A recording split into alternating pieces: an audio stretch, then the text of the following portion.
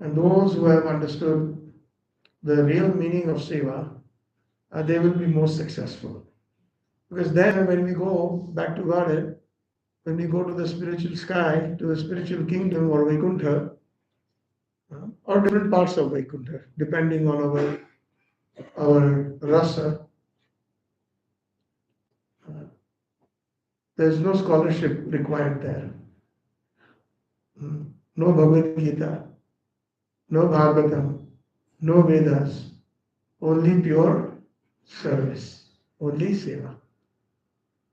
But all this we do, chanting, reading Bhagavad Gita, Bhagavatam, reading Shastra.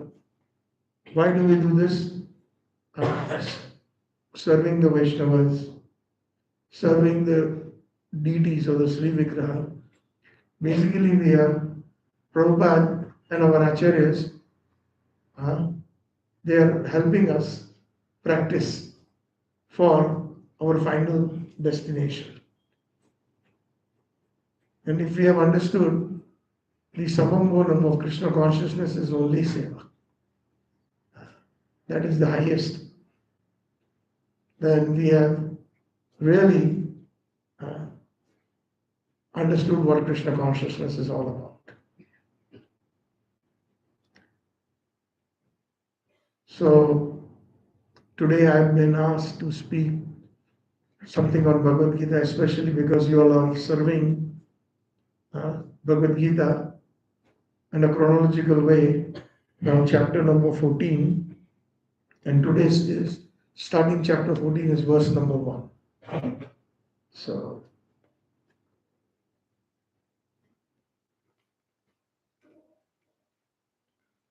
I will just simply read the shloka to just save some time instead of the whole congregation chanting.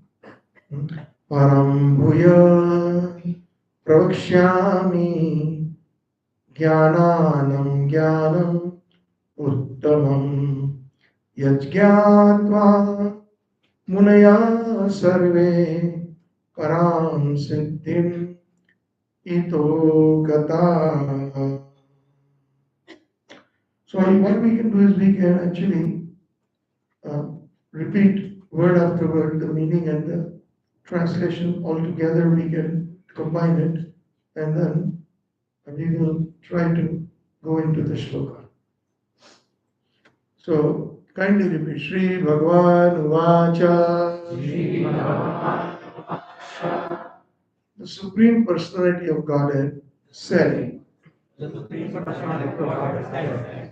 Param, transcendental, Bhuya, again, Pravakshyami, I shall speak, Jnanana, of all knowledge, Uttamam, the Supreme, Yat, which, Gyatva, knowing, Munayaha, the sages, Sarve, all, Param, transcendental, Siddhim, perfection, Itaha, from this world, Gataha, attained.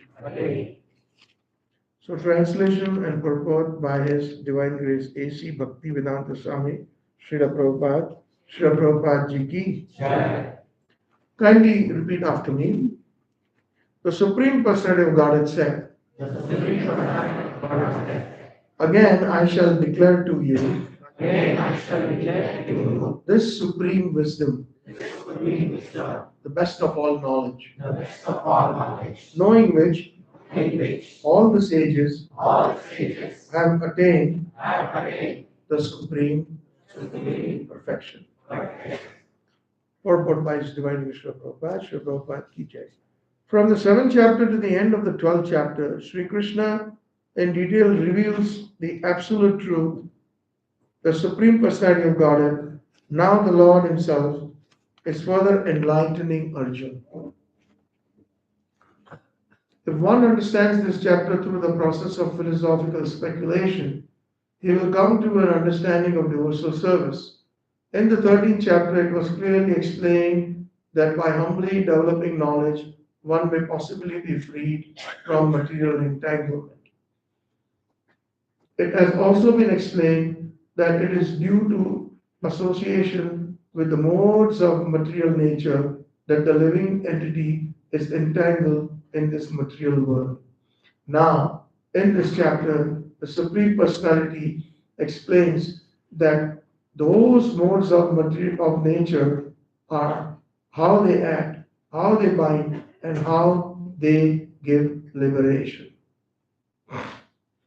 The knowledge explained in this chapter is proclaimed by the Supreme Lord to be superior to the knowledge given so far in other chapters.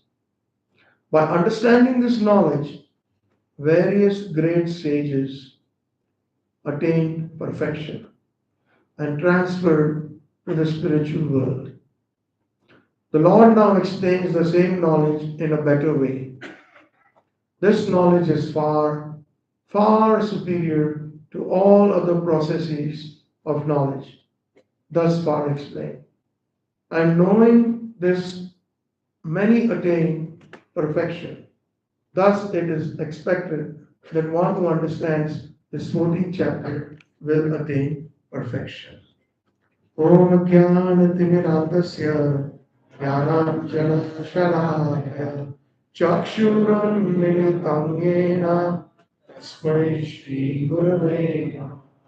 Shri Chaitanya Manoya Vishtam Stapitam Jena Bhutale Swayam Rupa Kadamaya Dadati Swapadantikam Vandeham Shri Guru Shri Yuta Padakamalam Shri Guru Vaishnavamscha Shri Rupam Sagrajatam Saranaratnathanvitam Tam Sajivam Sadadvaitam Savadutam Parijana Saitam Sri Krishna Chaitanya Devam Shri Radha Krishna Padan Sarnavalita Shri Vishakhan Vedamscha Aradhu Bhavan Brajesh Tanayas Taddhama Vrindavanam Ramya Kachidupasana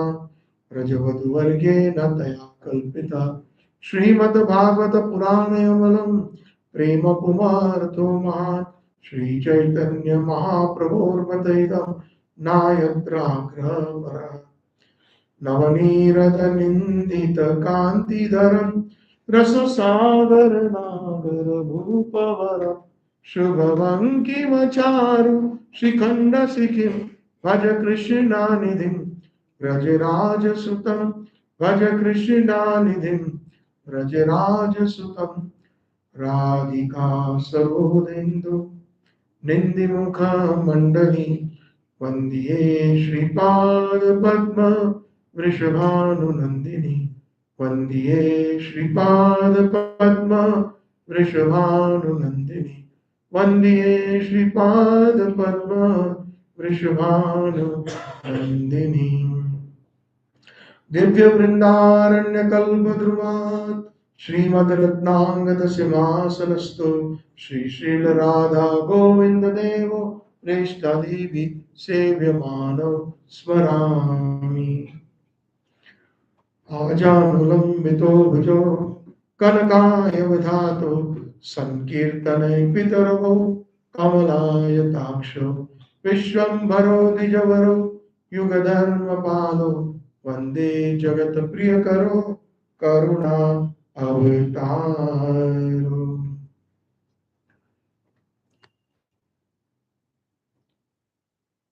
So by the mercy of Guru Ho and Gauranga, by the mercy of Srila Prabhupada and all the Gaudiya Vaishnavacharyas, I will be able to share some thoughts on this verse and perhaps something about Bhagavad Gita. So it is for the pleasure of all the Vaishnavas and for the pleasure of our acharyas, I make this attempt to speak. May the words that emanate from my mouth indeed be in line with what our Gaudiya acharyas have taught us, as it is.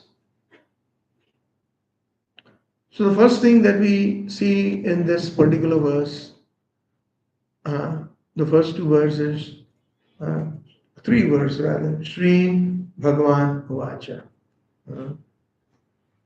This may sound so simple. Actually, it is simple. But for those who want to make it complex, it is very complicated. For example, the Mayavadis. I will make this session a little interactive, if you don't mind. I will ask some questions. It is not a test. It is simply an attempt, sincere attempt that we can make. Krishna is Bhavagrahi Janal. So it is not a test. Don't think about a right answer or wrong answer. Whatever comes from your heart, please, share. So, what is the definition of a Mayavadi? Anybody, please raise your hand. It's very important to understand because Sri Prabhupada and our acharyas have mentioned the word Mayavadi many times in their explanations in the purports. So, anybody would like to quickly share what does Mayavadi mean? Sorry? Thinking I am the enjoyer. Not necessarily, Prabhuji, because we are also enjoyers. But we are not Mayavadis. Although we have not attained perfection, we are still enjoyers, aren't we? We are enjoying with our senses, and that's what this whole chapter is all about how the three modes of material nature, they affect us. Yes, Mataji. Uniting with the Brahman effulgence of Very nice. That's one point. Yes. Very good. Point number two. So, good points. But what does the word Mayavadi mean? Worshipping the external potency of the Lord rather than the internal. No. No, Prabhuji. External potency of the Lord, anybody who worships is called Shakta, which is much better than Mayavadis. Let's put it that way. Because at least they believe in the form of, for example, Durga Devi. So, like Mataji said, the point, that is the qualities of a Mayavadi. Nirgun, Nirakar, where Those are also Brahmavadis there, right? yeah, slightly different, but almost the same connotation. True. So let's make it very simple because we read this all the time, and if we do not understand the concept of a Mayavadi, then we will be a little bit perplexed why our Vaishnava acharyas are condemning them. Those who think Aham Brahmasmi. Yeah, even with the Vaishnavas things Aham Brahmasmi. Aren't we part and parcels of Krishna? Mama Amsha Jiva, Loka Jiva, Buddha Sanatan, Krishna says that. Krishna is Param Brahma. We are also Brahman, minuscule, infinitesimal, because we are his part and parcels. So first of all, let's just dissect this word Mayavadi. Maya means illusion. And in English, from Sanskrit, Ma means not, and Ya means this. What is not, or what is illusory, and one who takes that illusion into consideration and speaks about that is called Vad. Vad means philosophy. Vad means a presentation. So, what are their attributes?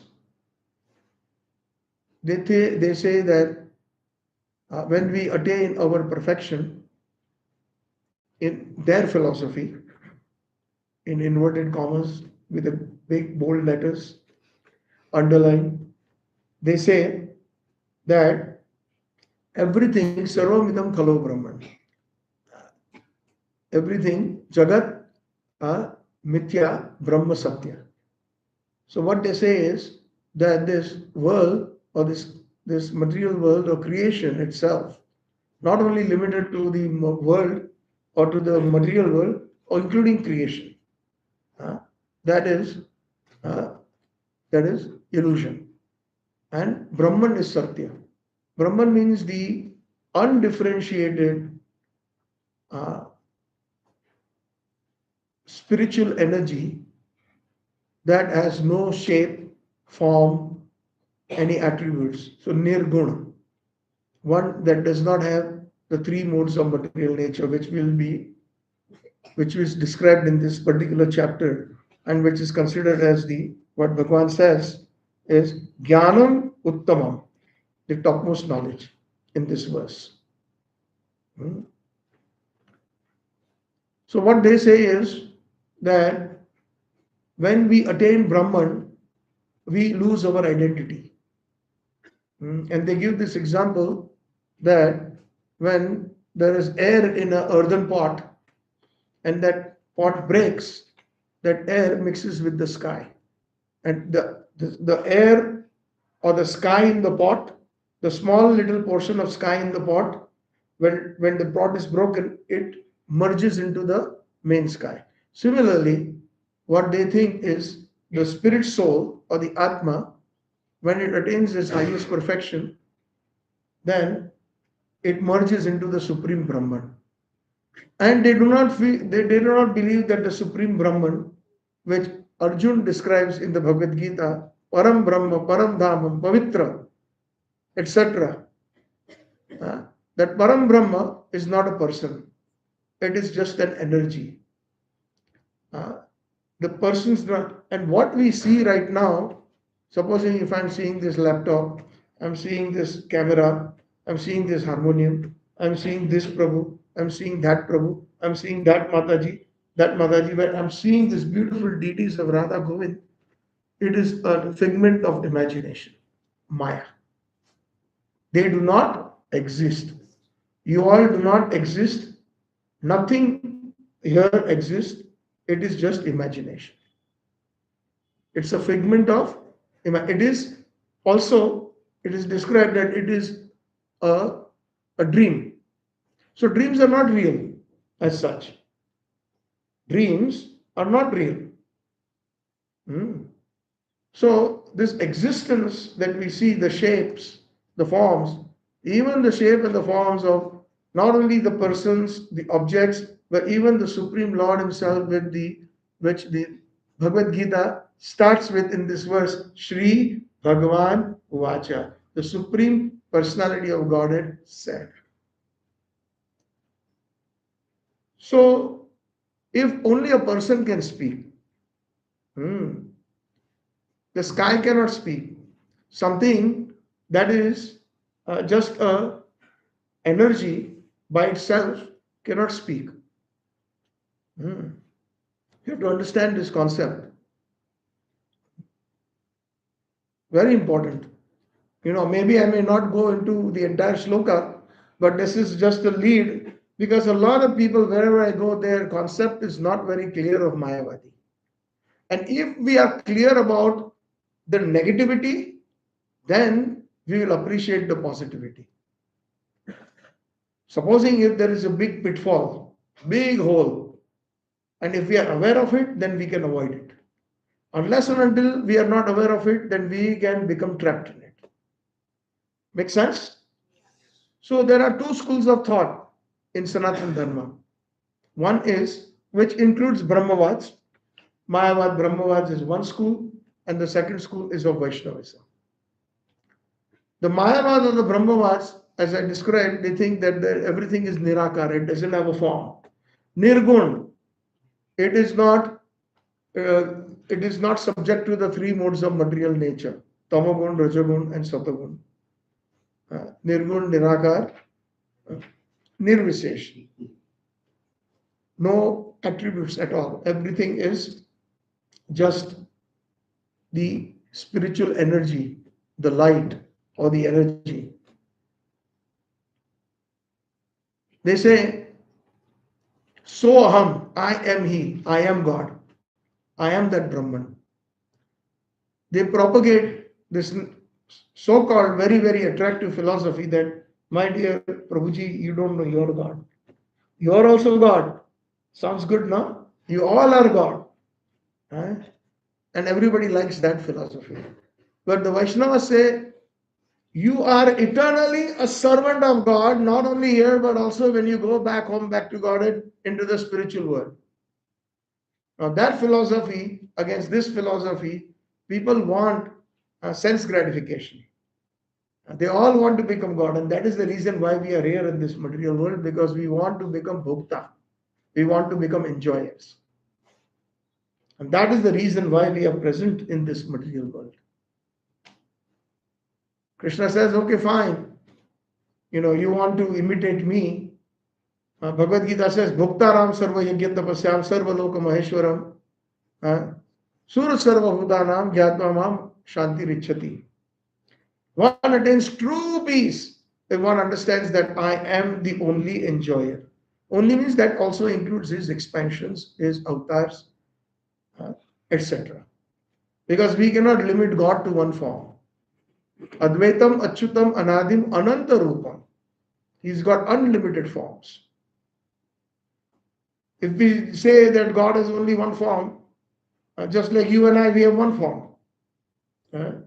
We do not have expansions or avatars. Then we are limiting God. God is unlimited. He can appear as and when he pleases. He can appear as anybody's son. He can appear as anybody's friend. He can appear as anybody's lover. He can appear as anybody's master.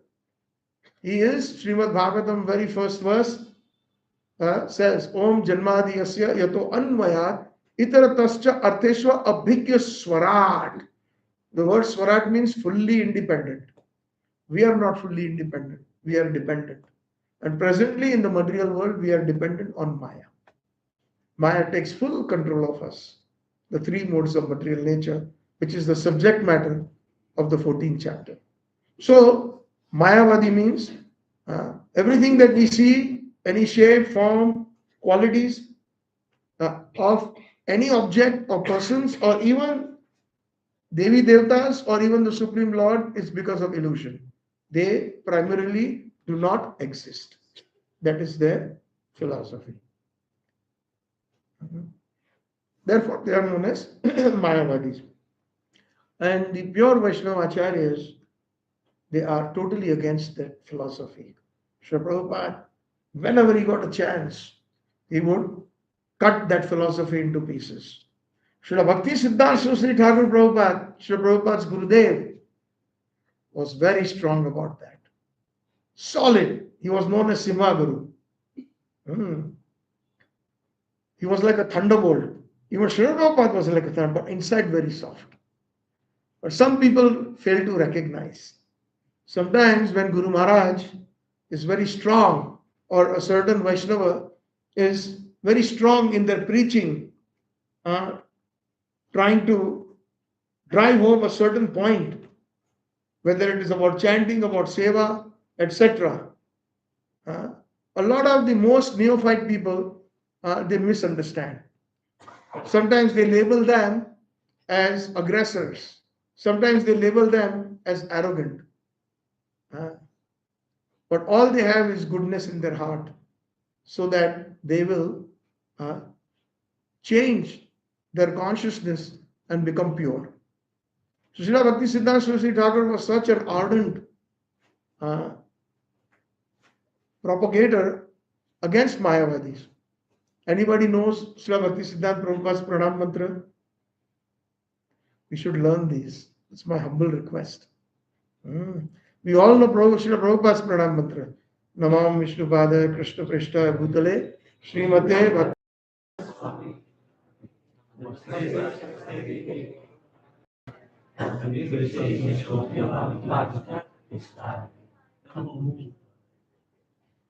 Namaste what?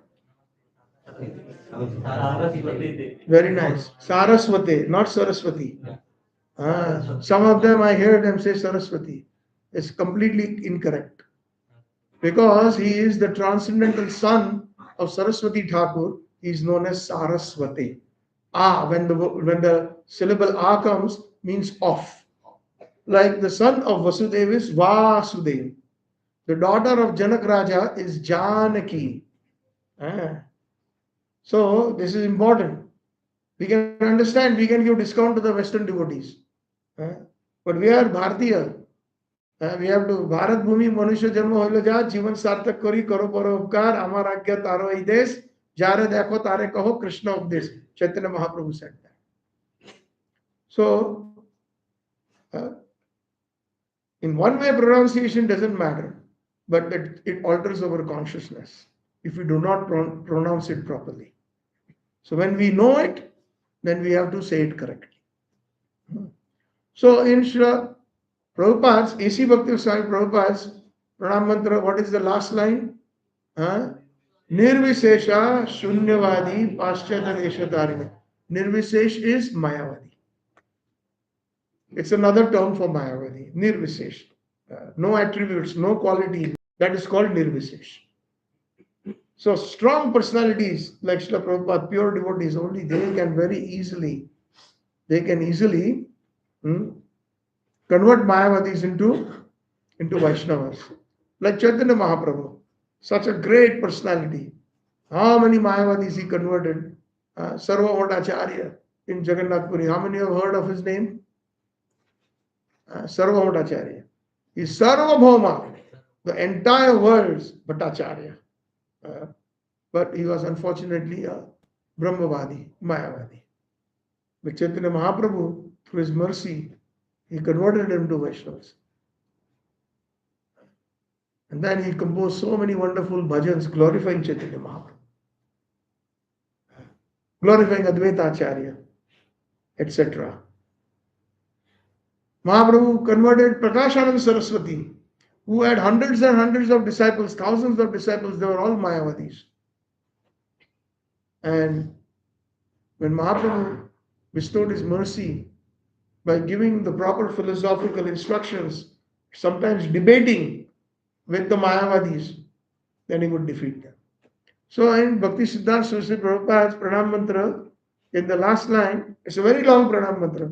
Namam Vishnupadaya Krishna Pristhaya Bhutale Srimate Bhakti Siddhanta Saraswati Iti Namine Shri Varsha Bhanvi Devi Daitaya Kripa Abdaye Krishna Sambandha Vijnana Daine Prabhave Namaha Madhuro Ujvala Premadhya Shri Rupananga Bhaktida Shri Gaura Karuna Shakti Vigrahaya Namastute Namaste Gauravani Shri Murtaya Dina Tarine Rupa Yoga Viruddha Apasiddhartha Dvanta Harine.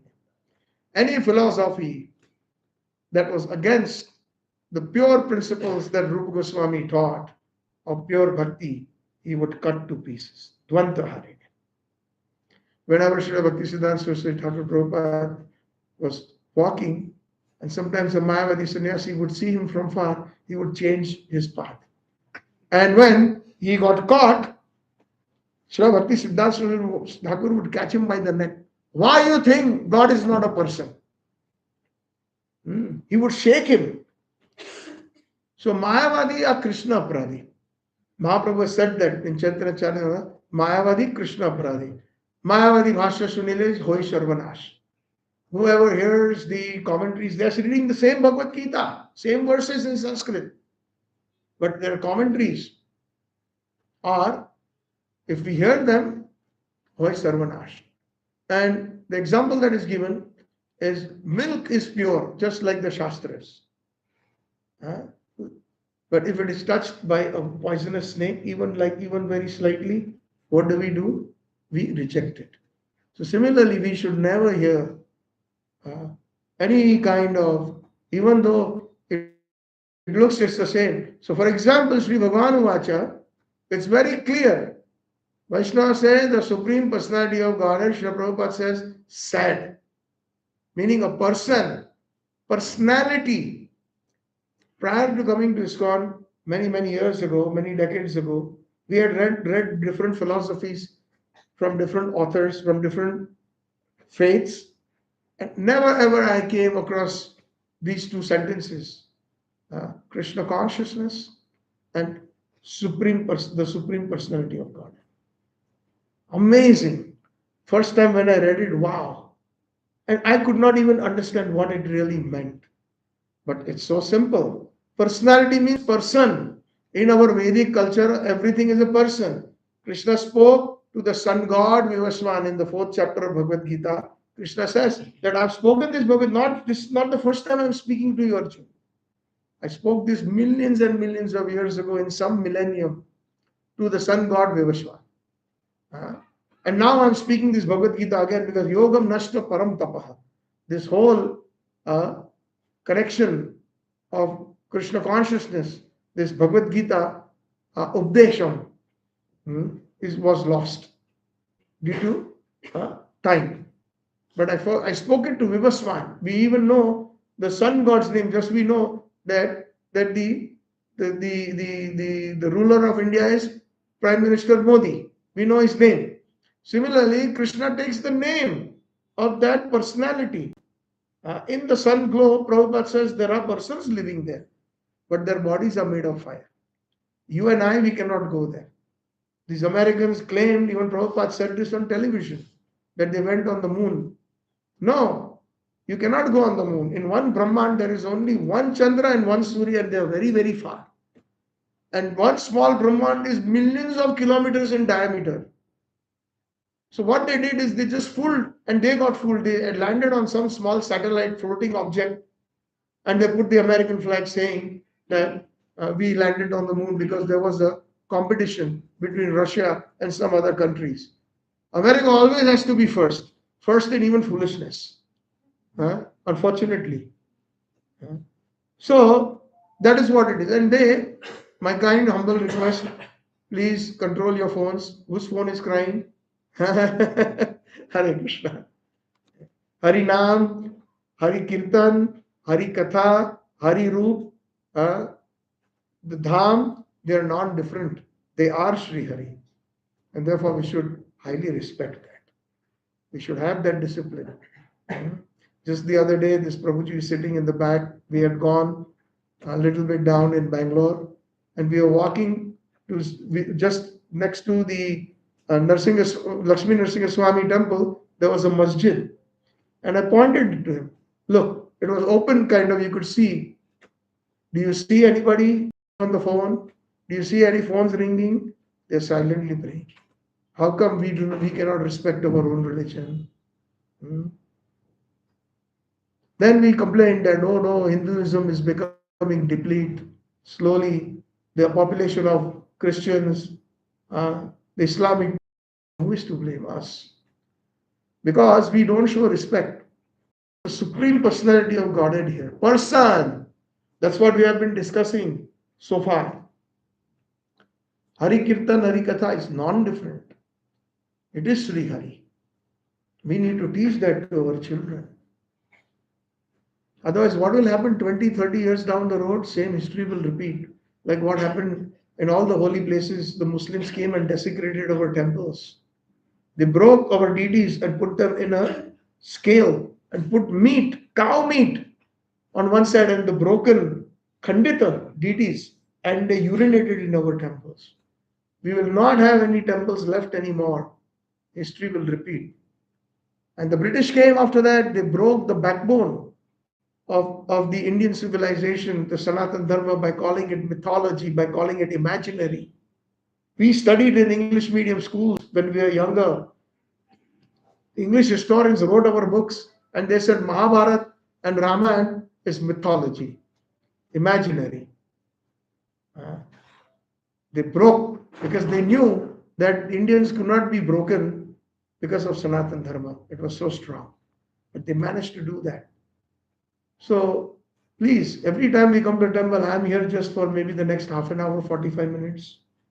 But the next speaker who's going to speak here, the next arti that will happen, we have to respect it.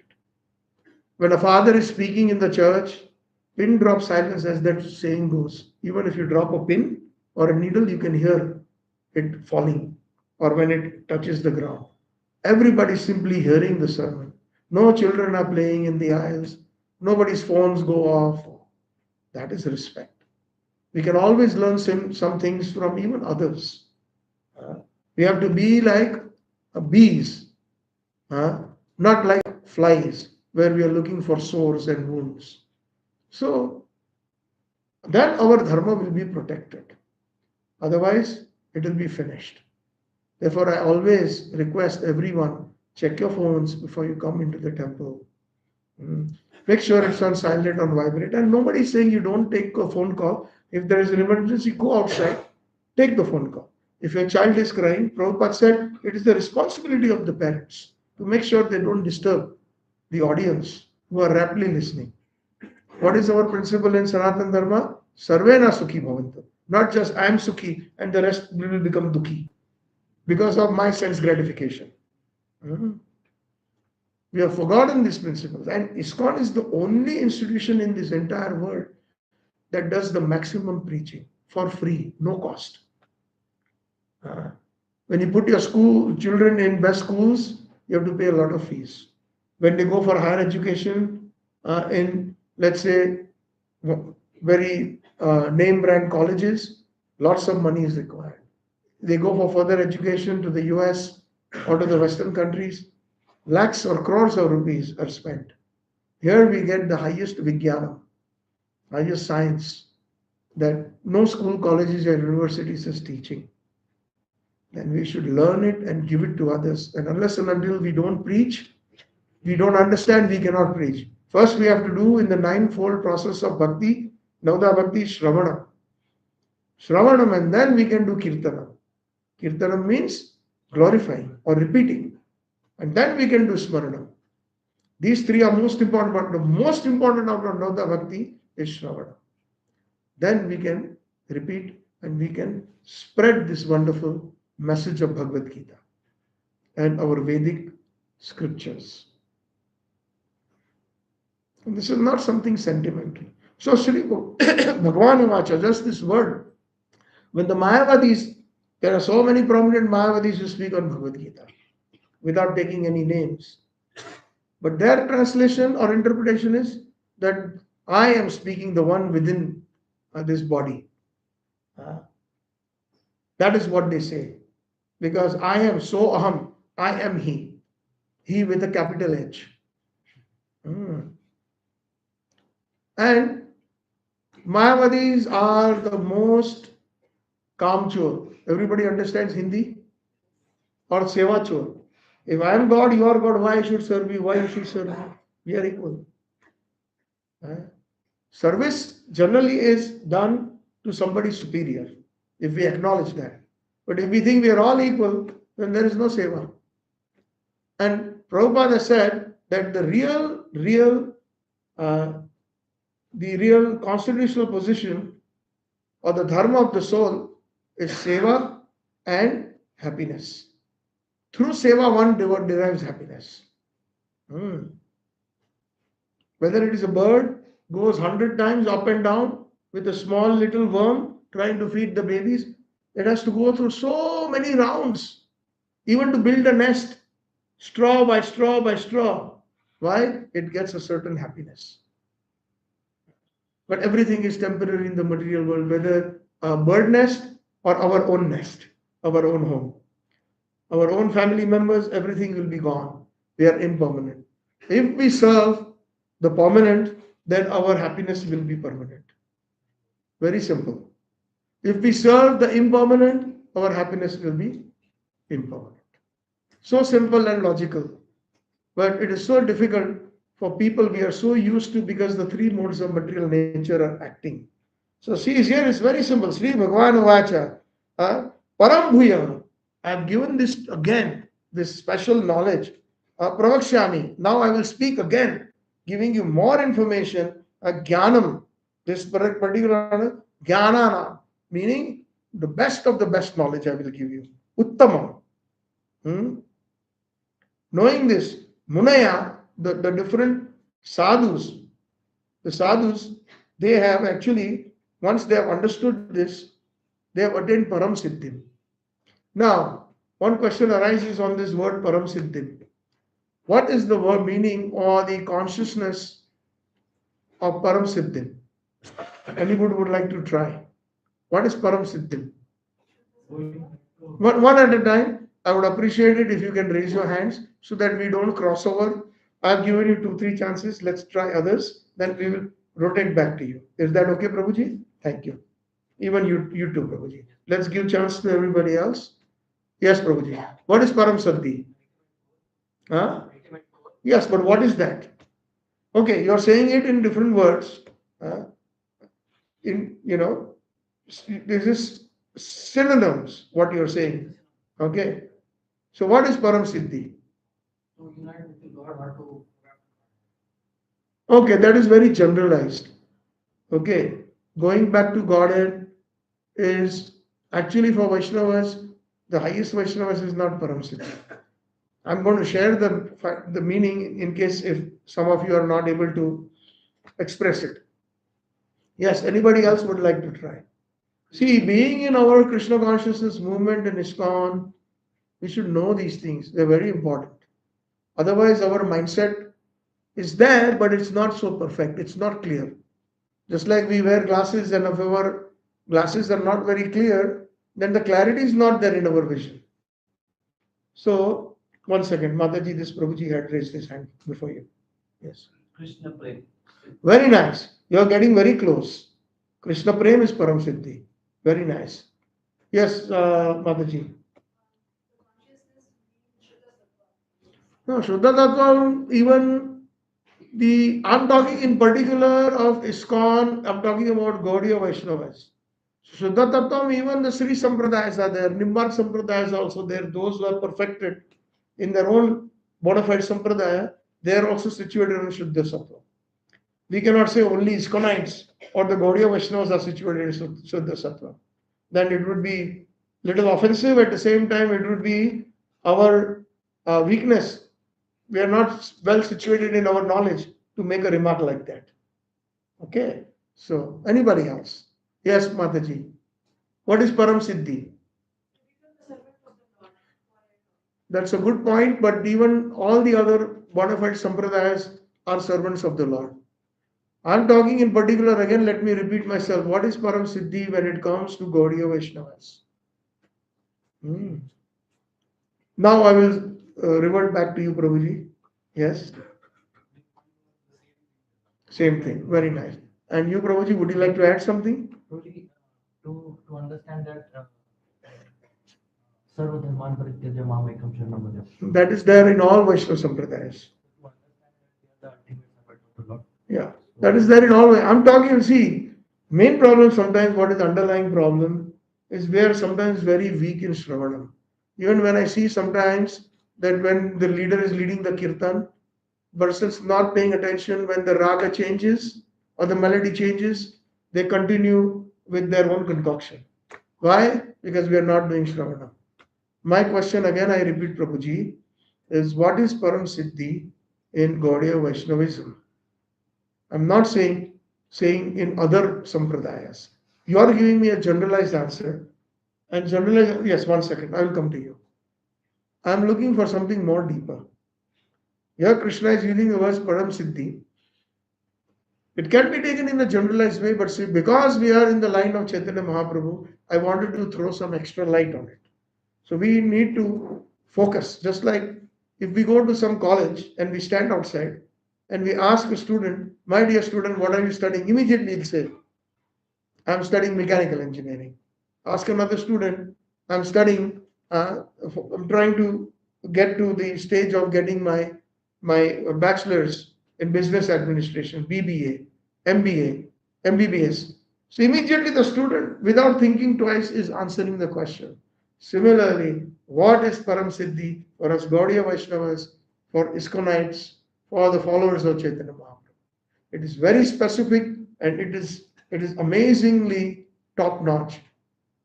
Somebody first raised their hand. Yes, Mataji. Das again is very generalized. Even in the other sampradayas, that is there.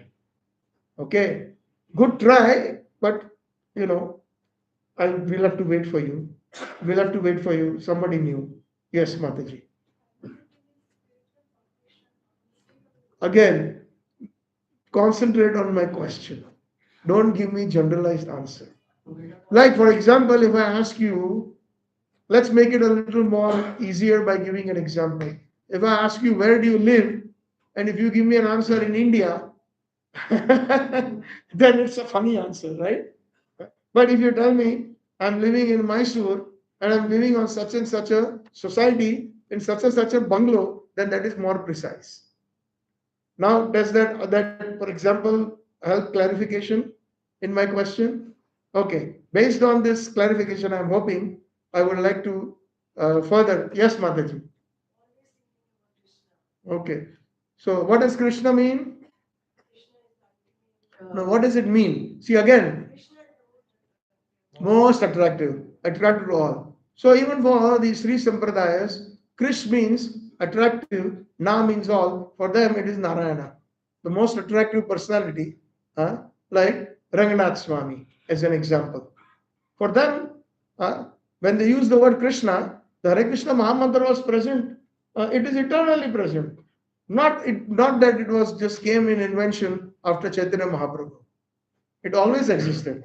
The Sri Sampradayas have always chanted the Mahamantra. And so many other Vaishnava Sampradayas have always chanted the Mahamantra. So the word Krishna for them is their Lordship, who is the all attractive one in Vaikuntha, as an example. But for us, our consciousness is the all attractive one in Vrindavan. So there is a difference. Word is same. I like to give this example before I come to you. That the consciousness behind the words. That in the mornings, let's say, for example, a child is standing by the door and the child just says, Papa, and father is upstairs getting just ready. Yes, yes, beta, I'm coming down. I know I have to take you to school. I'm a couple minutes late. I'll be right there. Just the word that the child is uttering is Papa. In the evening or night at 8:39 p.m., the child is also uttering the word Papa. And immediately the father, she is upstairs, father is downstairs, let's say in the drawing room or living room, maybe on his laptop or on his newspaper. And he immediately puts her, yes, beta, I'm coming. I know I have to read you a story before you go to sleep. Word is Papa. Consciousness at both the times of the day is different. Similarly, the holy names of the Lord have many, many meanings and different consciousnesses. Okay, very important to understand that. So that is why I'm asking, based on this verse, I thought that I will expand a little bit more besides the meaning that has been given here, and that is what means the meaning of Vyasa. When we say Vyasdev, what is his actual name is Krishna Dvaipaya, but he expounds, he explains one word. He can explain in thousands of ways. One verse can be explained in so many different ways. That is Vyasa. So this seat is known as Vyas Asana, representing Vyasdev, representing Srila Prabhupada, as an example, representing the Varishta Vaishnavas. So, yes, and this will be the last one because I have to continue. Yes, Prabhuji. Yes, please. As per the Gauriya Vaishnavas, Yes. so the supreme perfection, the Paramsiddhi, perfection of life, as per the Chaitanya Mahaprabhu's instruction, is to prolong the spiritual of Bhagavatam. That is a symptom that Vaishnavas possess, regardless of which sampradaya. The more advanced the devotee, the more humble he is. So that can apply to, again, as a generalized way, to many, many Vaishnavas, whether they are in Gaudiya line or outside of Gaudiya line. So I'm not saying all these answers are incorrect, but they are not, it's like saying I'm living in India. When I ask you, where do you live? You're like saying, I'm living in India. That's what they, when somebody answers. Final, yes, Prabhuji. So, अन्य अभिलाषिता Very nice. I'm liking that answer. It's coming closer to what. So that Param Siddhi is serving Radha Govind eternally in the Vraj mood. That is Param Siddhi. Okay, that is perfection. And Anyavila Sunya is just like what he said, Trinadapi Sunya. These are the qualities that a Vaishnava develops in order to qualify for that service. Okay. And there's even more further deeper delineations, but this for this particular evening, this explanation, in my humble opinion, will suffice. So serving Radha and Krishna in the mood of Vrajvasis, in the mood of the love that the residents of Vrindavan expressed, that is the highest siddhi. That is the highest siddhi that we have to obtain. So, like them, siddhim itaha gataha. It is attained by those who are of such, who understand, especially this 14th chapter. Krishna is saying that. So, what the Supreme Lord is saying in this chapter is, I shall declare to you again the best wisdom, because Bhagavad Gita is full of wisdom, and it gets refined. Now, what is the essence of Bhagavad Gita? Like we know, what are the 5 different subject matters that Bhagavad Gita teaches? We can take one by one hand. There are 5 subject matters in Bhagavad Gita. What are they? One only. Raise your hand. First thing, Prabhuji, you are a jnani when you do that. You want to show that I am very knowledgeable. But the first instruction is raise your hand if you want to say something. Okay, please.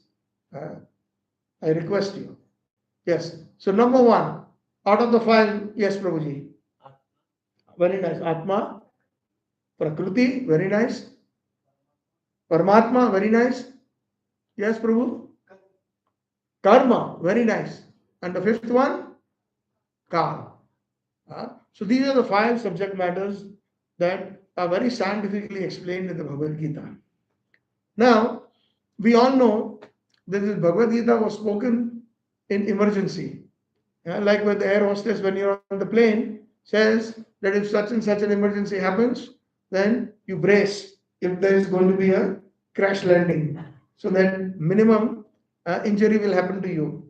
Or the oxygen mask will come down. First you wear it and then give it to the neighbor if they're not able to do it. So this is called apatika. That is how.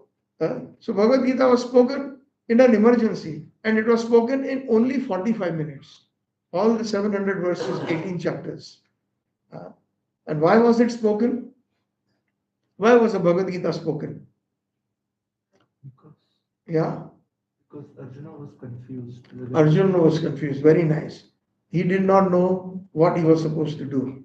So, until and unless, but he put on some very wonderful arguments, debates, that, these are all my great grandsire, Bhishmadev. How can I fight against him?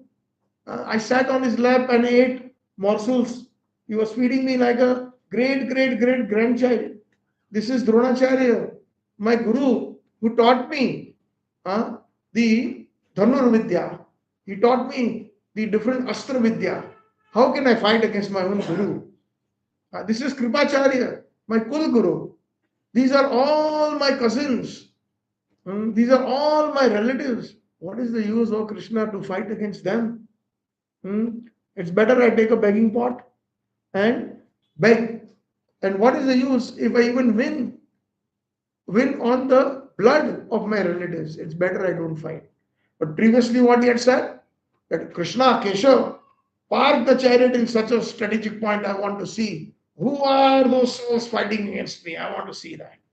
Who are those soldiers fighting? And his chest really swelled, and his Gandhi was right in his hand, and all his nerves were showing, and his muscles were showing that Josh. He had this spirit of a warrior. Nirikshanam. I want to see who is fighting against me. Let me see. Krishna is the smartest of all.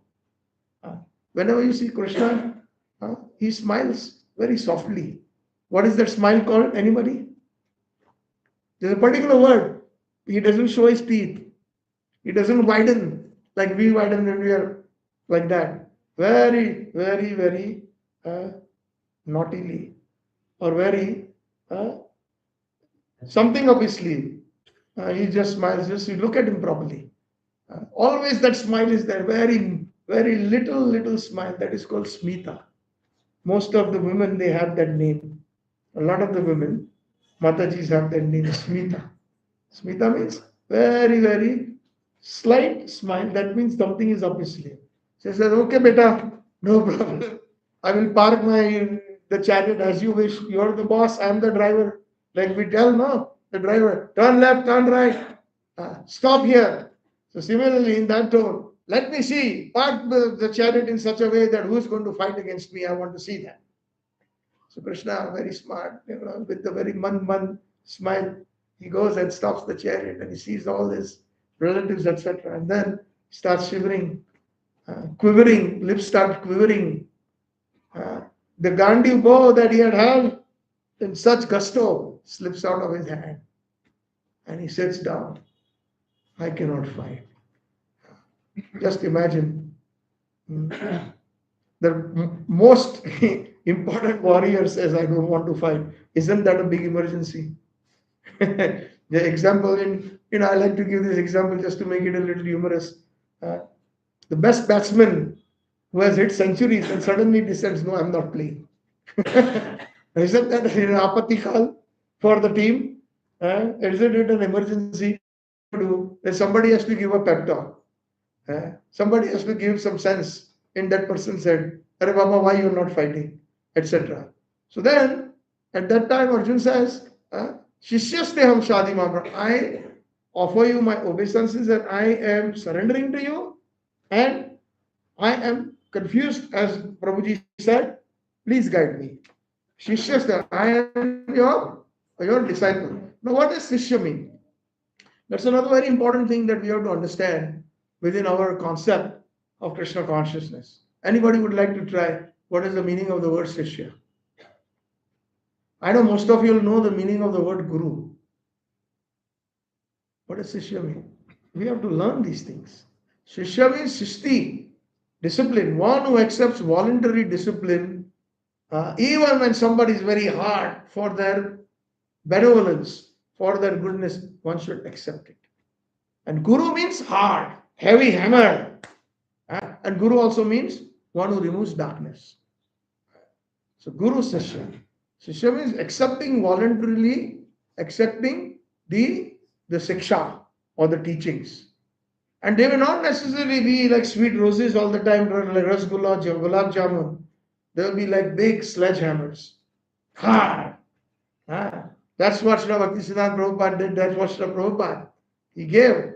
Try to understand, you rascal. That is a hard hammer. Person will think, why is calling me rascal? Prabhupada is arrogant. He's calling rascal, but we don't understand that personality has nothing but good at heart because that person doesn't understand. Then, just like a father slaps sometimes or speaks harsh words. Why? Because he only has nothing but good at heart.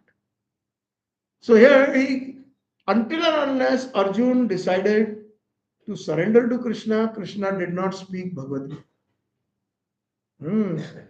So if somebody says that, okay, Prabhuji, you can, or Mataji, you can tell me whatever you want, you are like my mentor, you are teaching me so many things, I will accept whatever you say, then we should mean it from our hearts. Because then we get chastisement, then we feel that, oh, no, no, not like that. And Krishna actually, in many ways, he called Arjuna a fool. Asochanam asocastam pragyavadasya vasase gadashu na gadashuscha nanu shochanti pandita. You're talking like a pandit. What does that mean? You are a fool. Why? Because you are on this bodily concept. Dehatma buddhi. You're thinking that all these persons standing in front of you, that's simply their bodies, but the Atma never dies. Bhagavad Gita clearly explains, so many wonderful slokas are there in chapter number 2 and further, because chapter number 2 is the summary of Bhagavad Gita. Na jayate mriyate va kadachin, na ayam bhutva bhavitavana bhuyo, ajo nitya shashvato ayam purano, na hanyate hanyamane sharire. The soul doesn't take birth. Jayate, ja means janma. Na jayate, mriyate, doesn't die. Va kadachin, never ever. Na ayam bhutva bhavitavana bhuyo. Neither in the past, neither in the present nor in the future it will cease to exist. It will always exist. It will never die. Ajo, the most Ajo Nitya, Purano. Purano means the oldest. Na anyate anyamane sharire. When the body is finished, the soul is not finished. So he gives that vijnanam, that science to him. And then slowly he comes into the real first chapter of the Bhagavad Gita. After that is the Karma Yoga. Now, what is Karma Yoga? Somebody may ask, some of you may be distributing books. So it's so important. Prabhupada said you have to first read my books thoroughly. And then, if you distribute the books, then it will have the desired effect. One time, Srila Prabhupada was in Los Angeles. And he was seated in his car. And one of his disciples was driving him. And he saw not too far at the signal light, one of his own disciples was distributing Bhagavad Gita at the signal light. Prabhupada said, he was excited. Make sure you go further. Try to find a way. I want before the signal light opens up, before it turns green. So he wiggled his way around and he came to the point where this Mataji was just about to come and Prabhupada rolled his window up. It was a tinted window. You can see from inside outside, but from outside you cannot see in. Okay. And then Prabhupada cracked his window just like this, a little bit. And then this Mataji came and put her hand inside, please take this Bhagavad Gita. So Prabhupada changed his voice and he said, what is inside this Bhagavad Gita? And then Mataji started rattling something. And then Prabhupada rolled down the window. I never taught you that. Where did you get all this? And she was shocked. So therefore it's very important. We don't want to look fools. And I'm not saying we have to learn all the 700 verses by heart. But Srila Bhaktivinoda Thakur says we have to become Sargrahi Vaishnavas.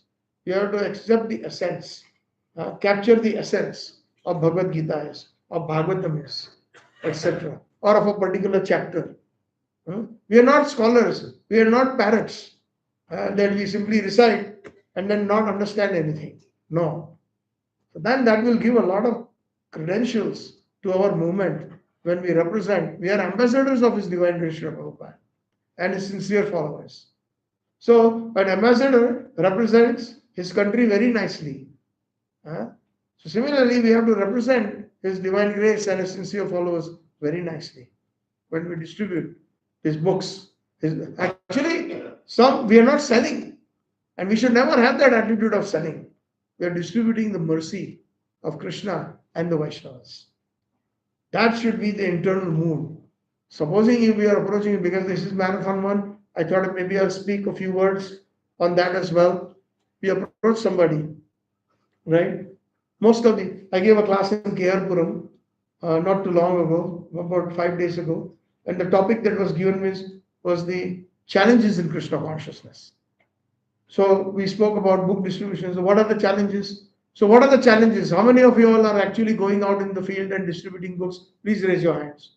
Yes, Mataji. Yes. So Mataji, what is the challenge that you face sometimes? Say, oh, we already have Bhagavad Gita. Okay. Indians have. We have Bhagavad Gita, we have Indians. Okay. That's a challenge for the book distributor. Yes, Prabhu. They say that we are non-veg eaters and We are what? non-veg. Non-veg eaters, okay. And we keep just in the temple room and we don't want to keep it anywhere. So yeah, we can't. We already have one. Distribute. Okay. Anybody else? What challenges do we face in distribution? Yes, Prabhuji. People are don't have time. We don't have time. That's also one of the major challenges. Anybody else? What other challenge do we face? So in any case, whatever the challenges are, based on what I've heard and also experienced sometimes, that whenever you approach somebody, what does Krishna say in the Bhagavad Gita? I am Surut Sarvabhuta. And we are His part and parcels. So we should also have this quality in us. So when we are approaching somebody, let's say that person is walking and we decide, our eyes fall on that person, please take this Bhagavad Gita. The moment that in that heart, we feel that no, this is very important. It changed my life. It will change yours. You don't have to speak it to him. Paramatma is hearing that. And this is something that you really need Hmm. That person is not going to give you 1 minute, he will give you 10 minutes. Because Paramatma is in his heart or her heart and in our heart also. So with that consciousness, that is why Prabhupada coined these two words, Krishna consciousness. It applies to such a wide field, Krishna consciousness. And then when we approach him, that person, approach him as a friend, not as a salesman selling washing powder and having targets that we have to. All these things are okay. We can say in one sense they are transcendental competition between one temple and another in distributing Prabhupada's books. But the most important thing is becoming a friend. When you approach them with that attitude, they will listen. They will, maybe not all of them, but the majority, what do you call, the probability will increase. Okay. And then another thing is keep a small little diary. Finally, if that person decides to uh, take Bhagavad Gita, put your number on it here and put it in the Bhagavad Gita. You know, when I read the Bhagavad Gita the first time, there was a lot of confusion, many questions. Perhaps you may have something. Maybe I can help you with it. Here's my number. When you do that, that only your friends do with that approach.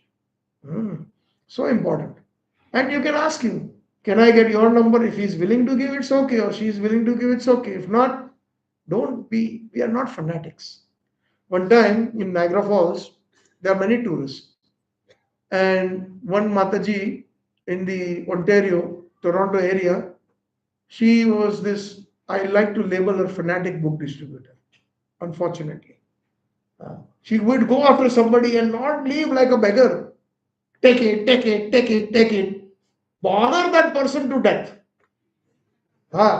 So one Canadian fellow, American, Canadian, whatever he may be, white fellow, he just out of disgust gave $10. Here, take it, and then took the Bhagavad Gita. He walked 5 steps and he found a big dustbin and he threw it in.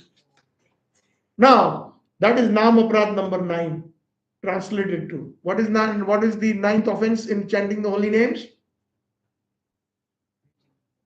Yes, somebody said that loudly. Loudly, one person. Yes, Prabhuji, loudly. Preaching it to a non-believer.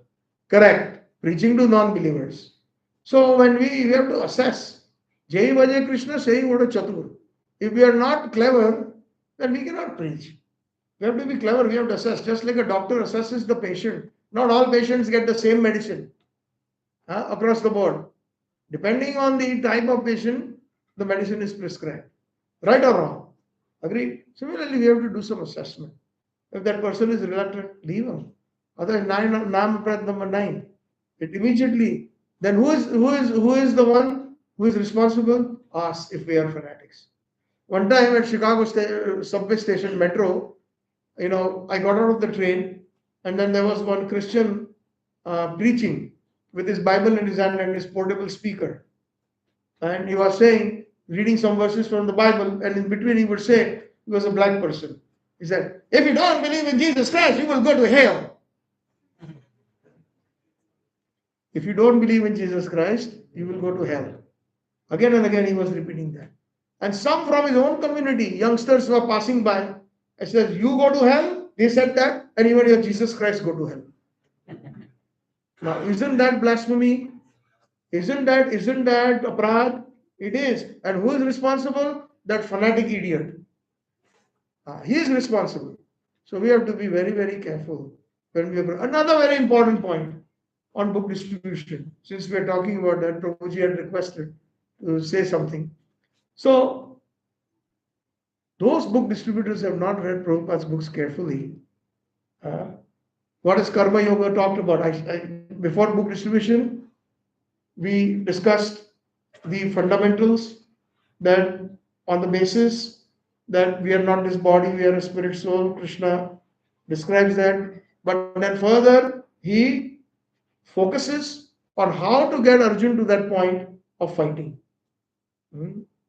Many people will ask you that how come you Hindus or Sanatan Dharmis, what kind of a God you have? Here this fellow is saying, I don't want to fight, non-violence, and the God is inciting violence. What answer will you give? Sometimes we go to work, we may have other people, they may not be all Hindus or Sanatan Dharmis. They ask you this question, if we not answer satisfactorily, we will look like fools. They will never respect us. Because they will say they don't even know about anything about their own religion. And sometimes they ask, just out of a pure query, jigyasa, inquisitiveness. They ask those questions.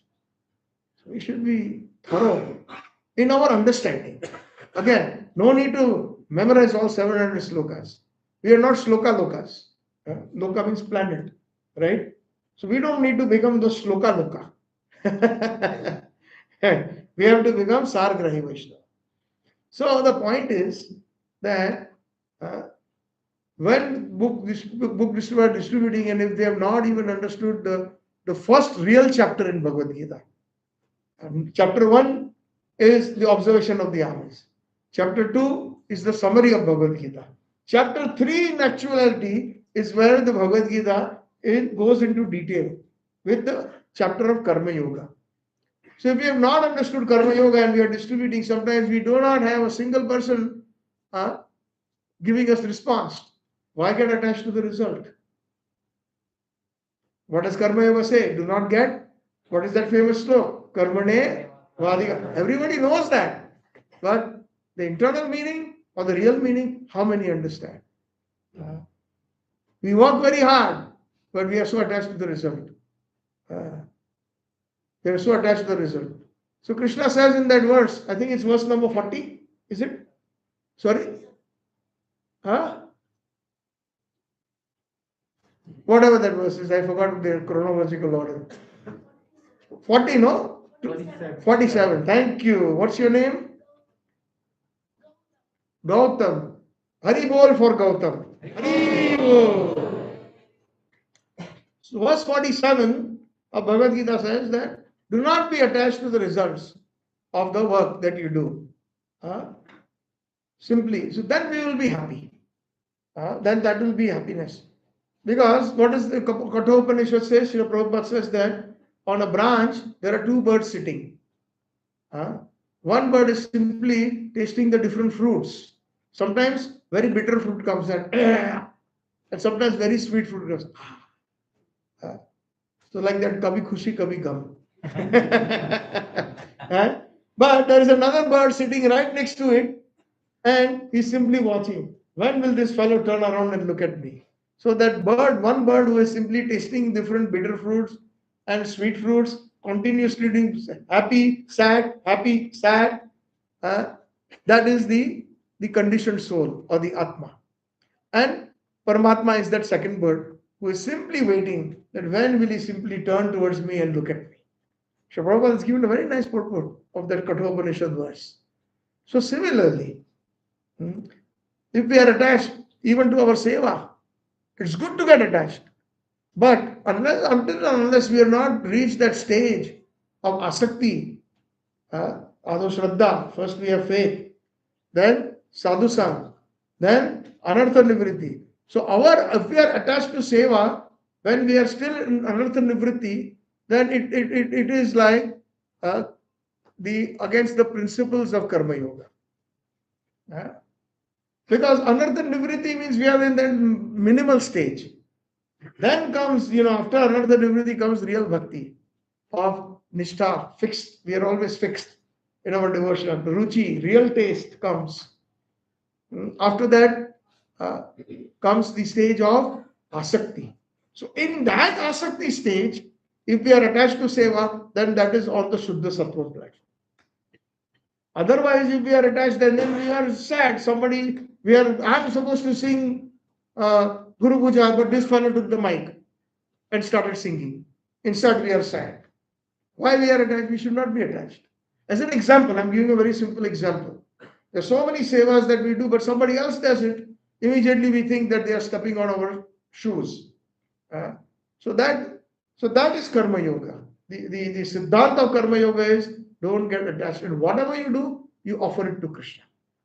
Whatever you do, whether it is food, whether it is clothes, whether it is jewelry, and not only that, the highest principle that our Gaudiya Vaishnavas Siddhi is That offering of Krishna, which looks so easy, yad karosi yad asnasi, the highest principle in Gaudiya Vaishnava Acharyas like Rupa Goswami, like our Acharyas like Srila Prabhupada and the entire Guru Parampara, is that whatever even joy or happiness I get in my bhakti, I offer it to Krishna.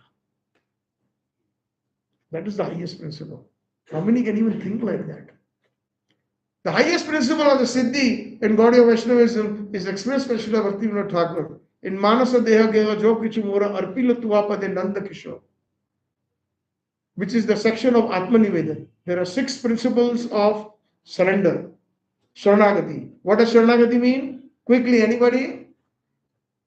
Loudly, please. When you speak very slowly, that means it shows that you have a shaky confidence. Speak loudly and clearly. And like I said, there is no such right or wrong answer. Nobody is going to judge you, Prabhuji. Krishna knows that you're trying. I always say this, like when a child is small and just ready to start walking and falls down many times, but it gives a lot of pleasure to the parents. He's making that attempt, getting up again. See, how he's catching that table or how he's catching that chair and he's getting up after he fell down and now he's walking a few steps. So similarly, Bhagrai Janantana, Krishna. So make that, yes. What does Sharanagati mean? Complete surrender. Very nice. Complete surrender.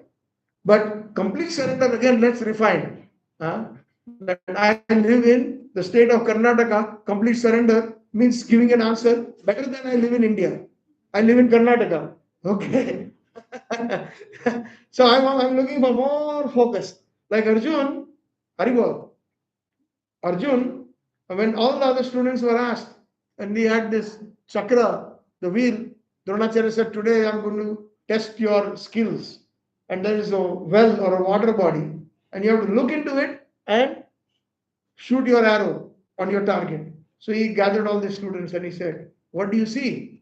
So some student says, we see the wheel of the bullock cart that you have put up there. Some student says, we see the spokes, the wooden pieces that hold the actual perimeter.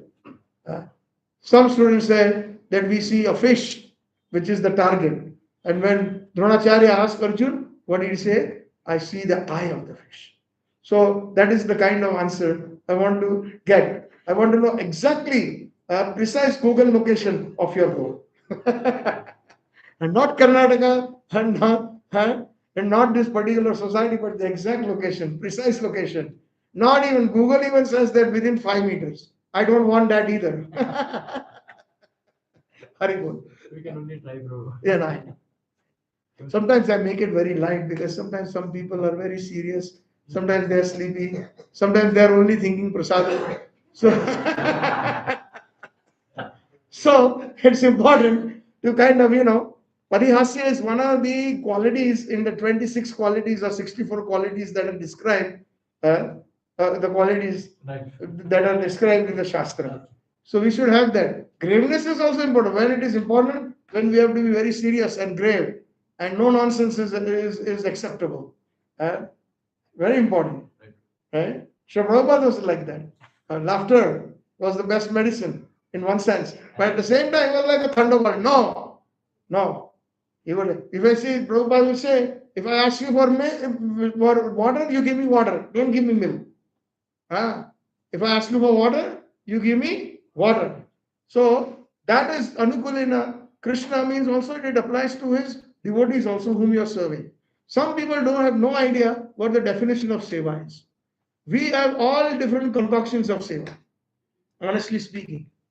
And the answer is given in the Mangalarti, 6th verse. Nikunjayono ratikeli siddhya yaya livir yuktir apekshaniya tatra ati daksha. That daksha means what? Expert. And therefore, ati vallavasya. They are very, very dear to Radha and Krishna. So we have to become very dear. Some people are told to do a certain seva, they will not do it. They will escape from it. There are 3 kinds of sevaites. Second one is told to do a particular seva and he will only concentrate on that seva.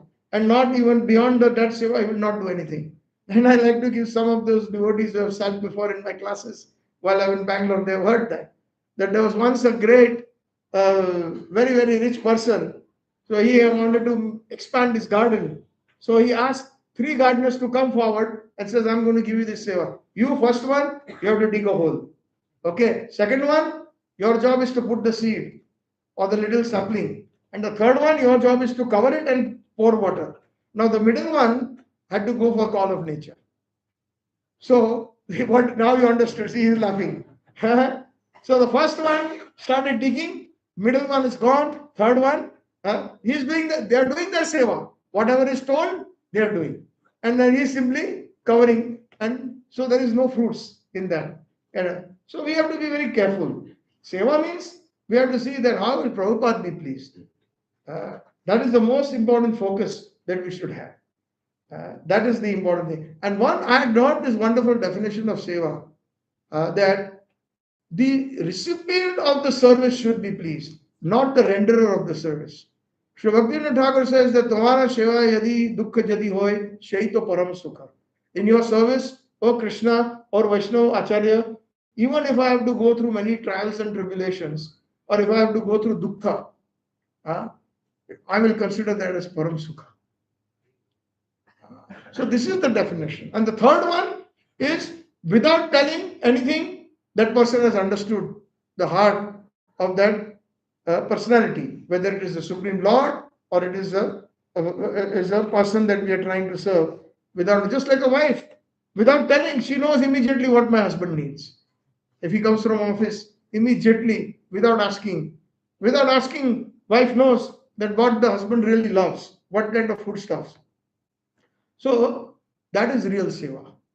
Understanding. See, Chaitanya Mano Abhishtam.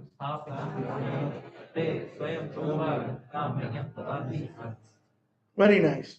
But the deeper meaning means Chaitanya Mahaprabhu's inner, in the core of the heart, the mana of Mahaprabhu, Rupa Goswami understood perfectly.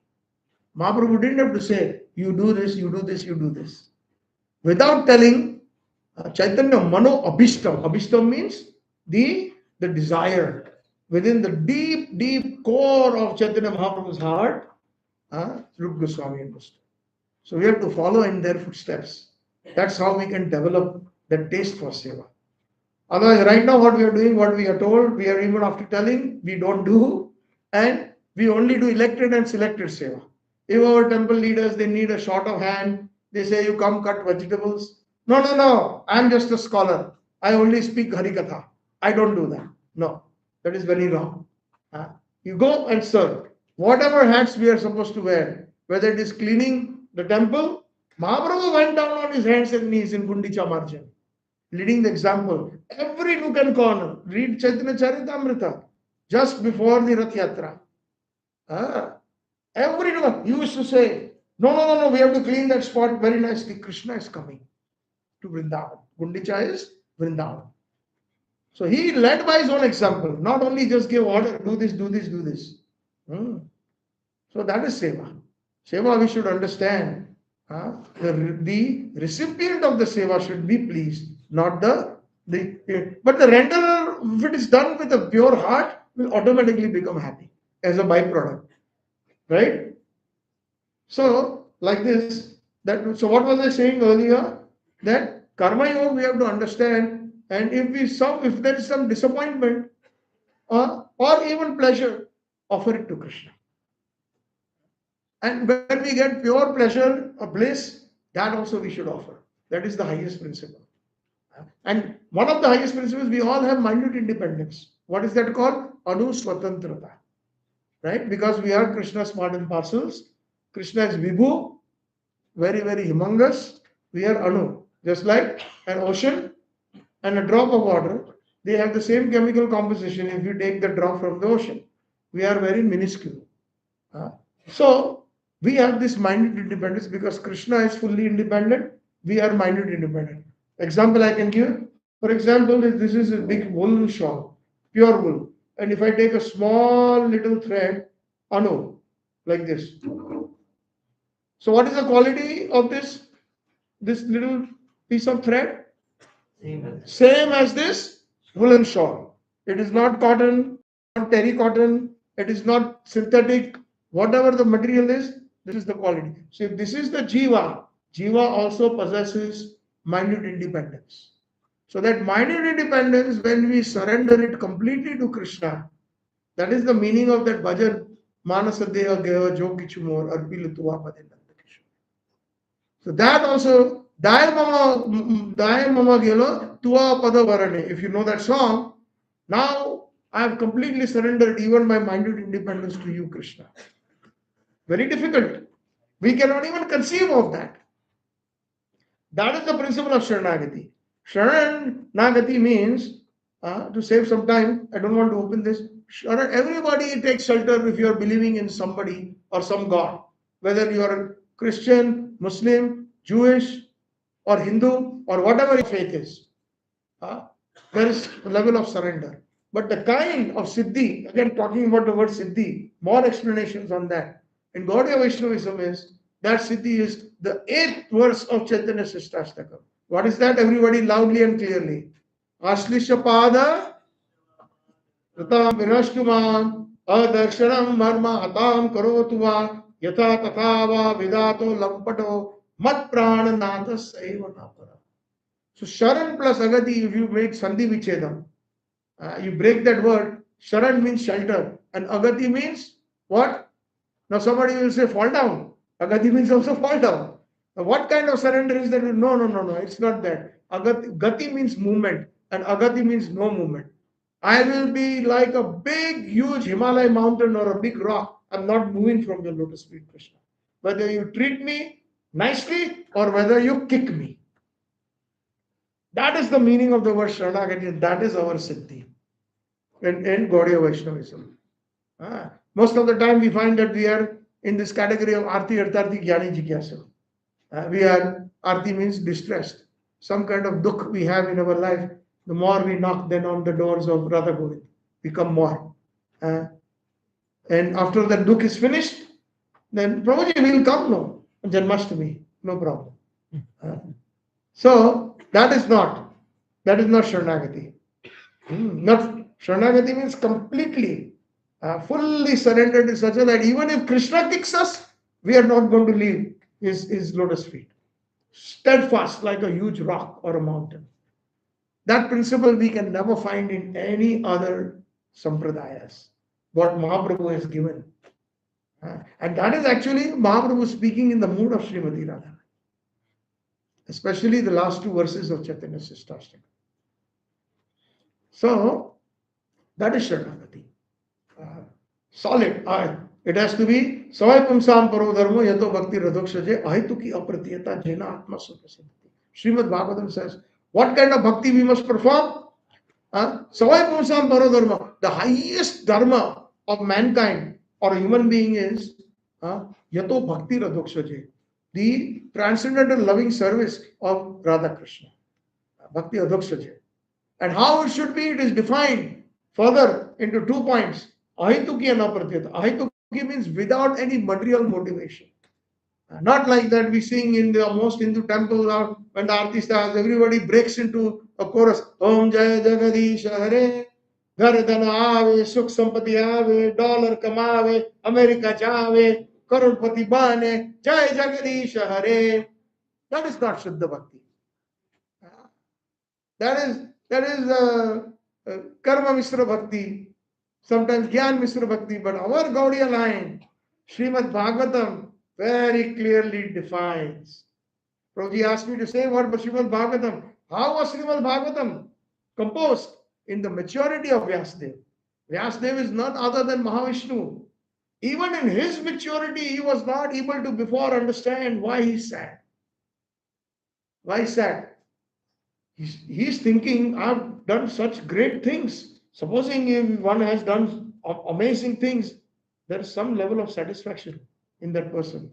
I've done this now. Or people will say, you've done great. Right? And that brings satisfaction. Vyasadeva, he composed Rigved first.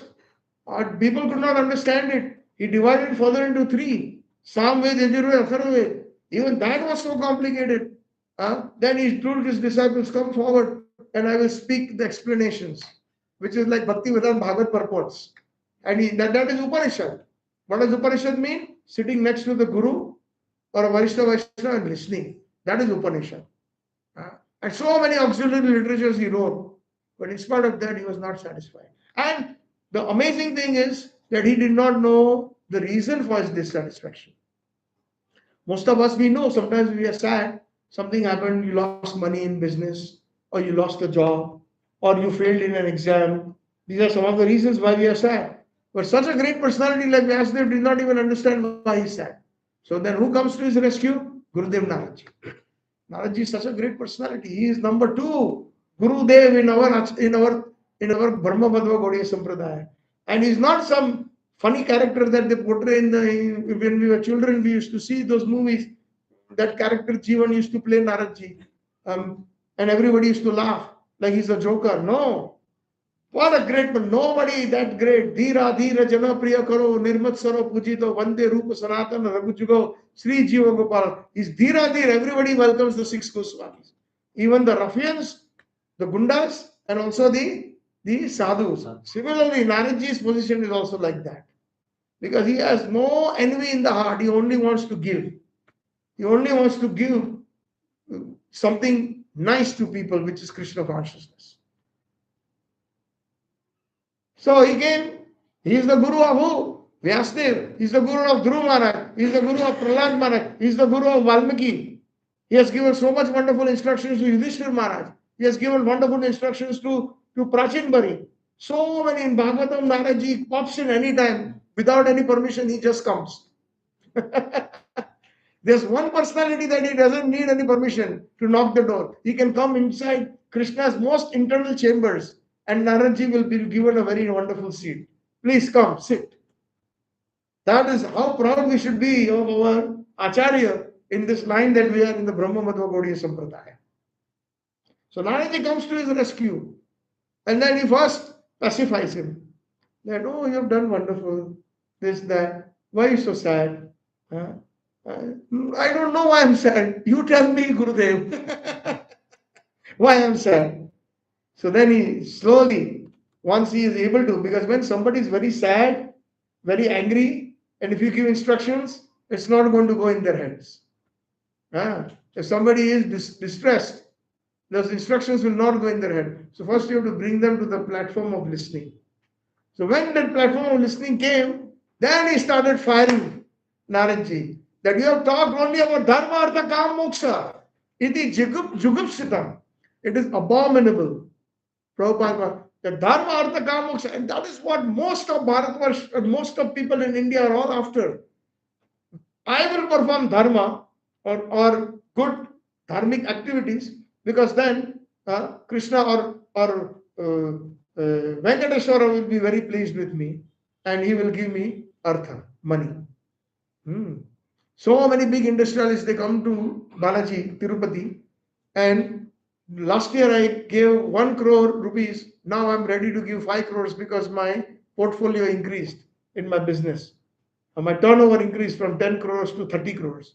So now their inspiration is to come to Venkateshwar Balaji because that is like everybody is asking things. And the Lord of Vaikuntha fulfills them. So what is the motivation? Me. I will perform dharma.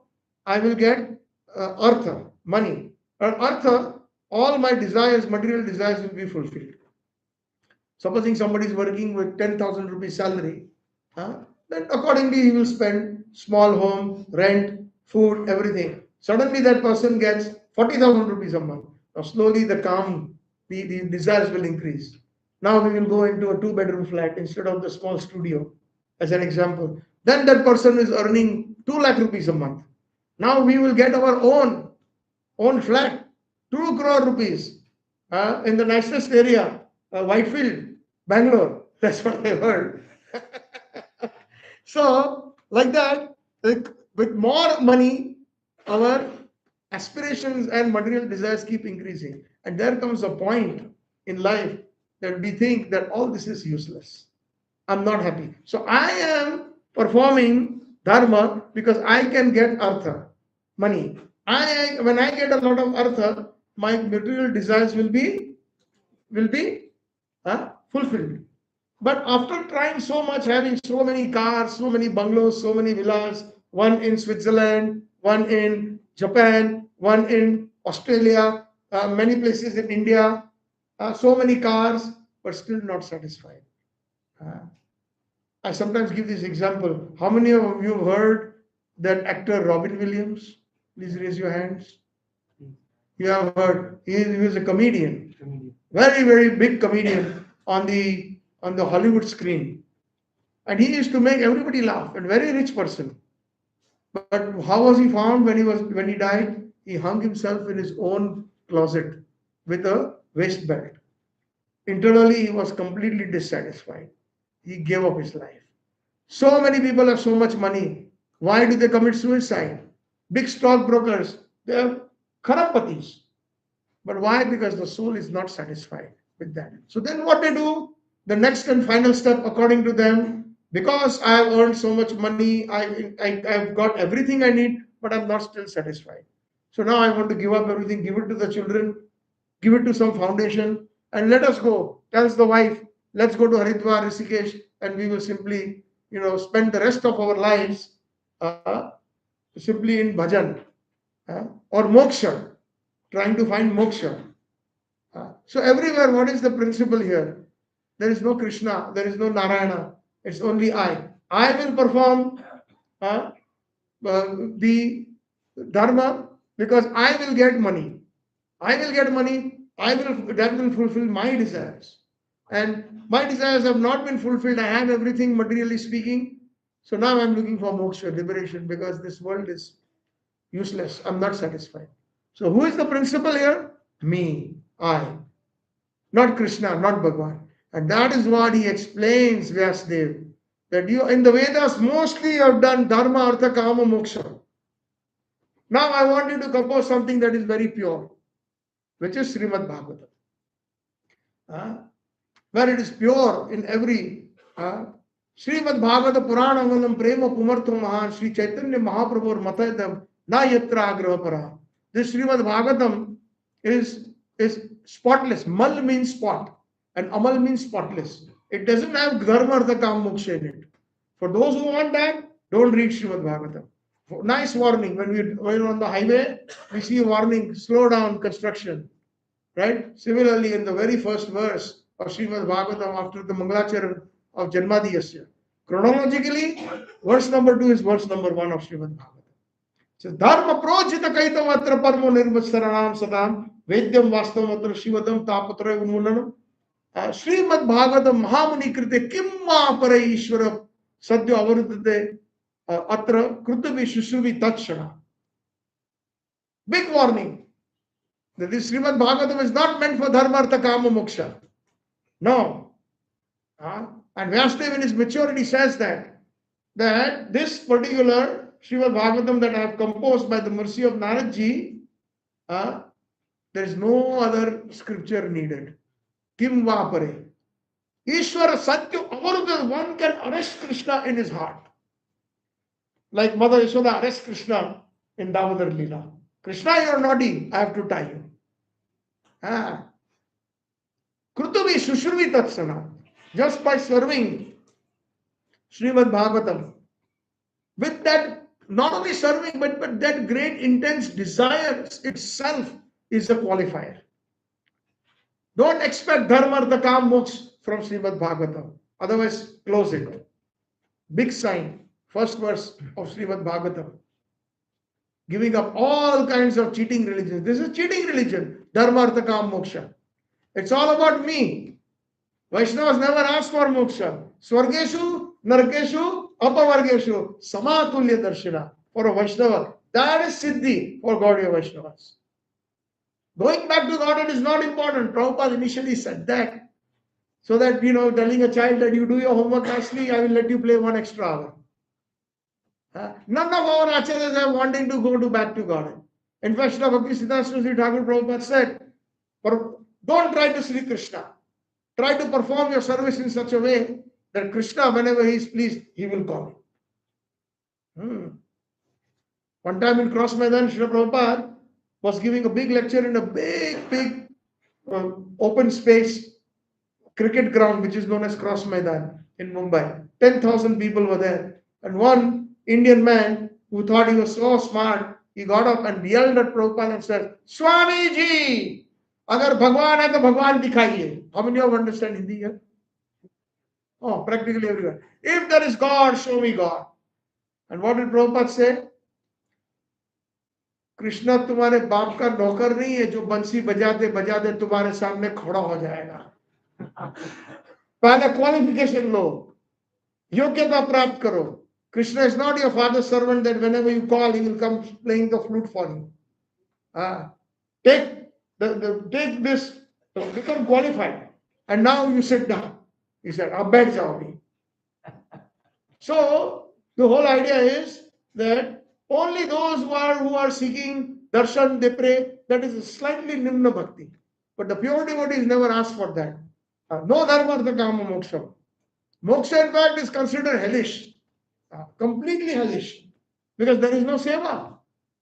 Moksha is only obtained, especially the Sahitya Mukti is obtained by the Rakshasas who are killed by the Supreme Lord. And then what does the 10th canto say? Aruva Krutshena Patanti Adaha.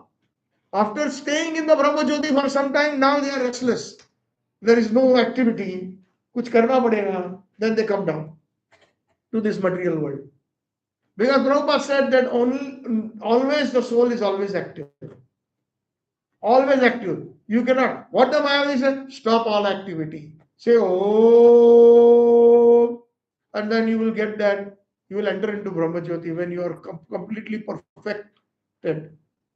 And then there is no activity. Nirgun, Nirakar, Satchitananda Rupam, Shivoham, Shivoham. For them, that Satchitananda Rupa is merging into the Brahman. So this is we started with Mayavadi, we started with the word Supreme Personality Godhead, and Siddhi. What is real Siddhi for Gaudiya Vaishnavas? Very, very high. Amazingly, there is no comparison. So that's why he was told to compose something that is bereft of dharmartha kama moksha.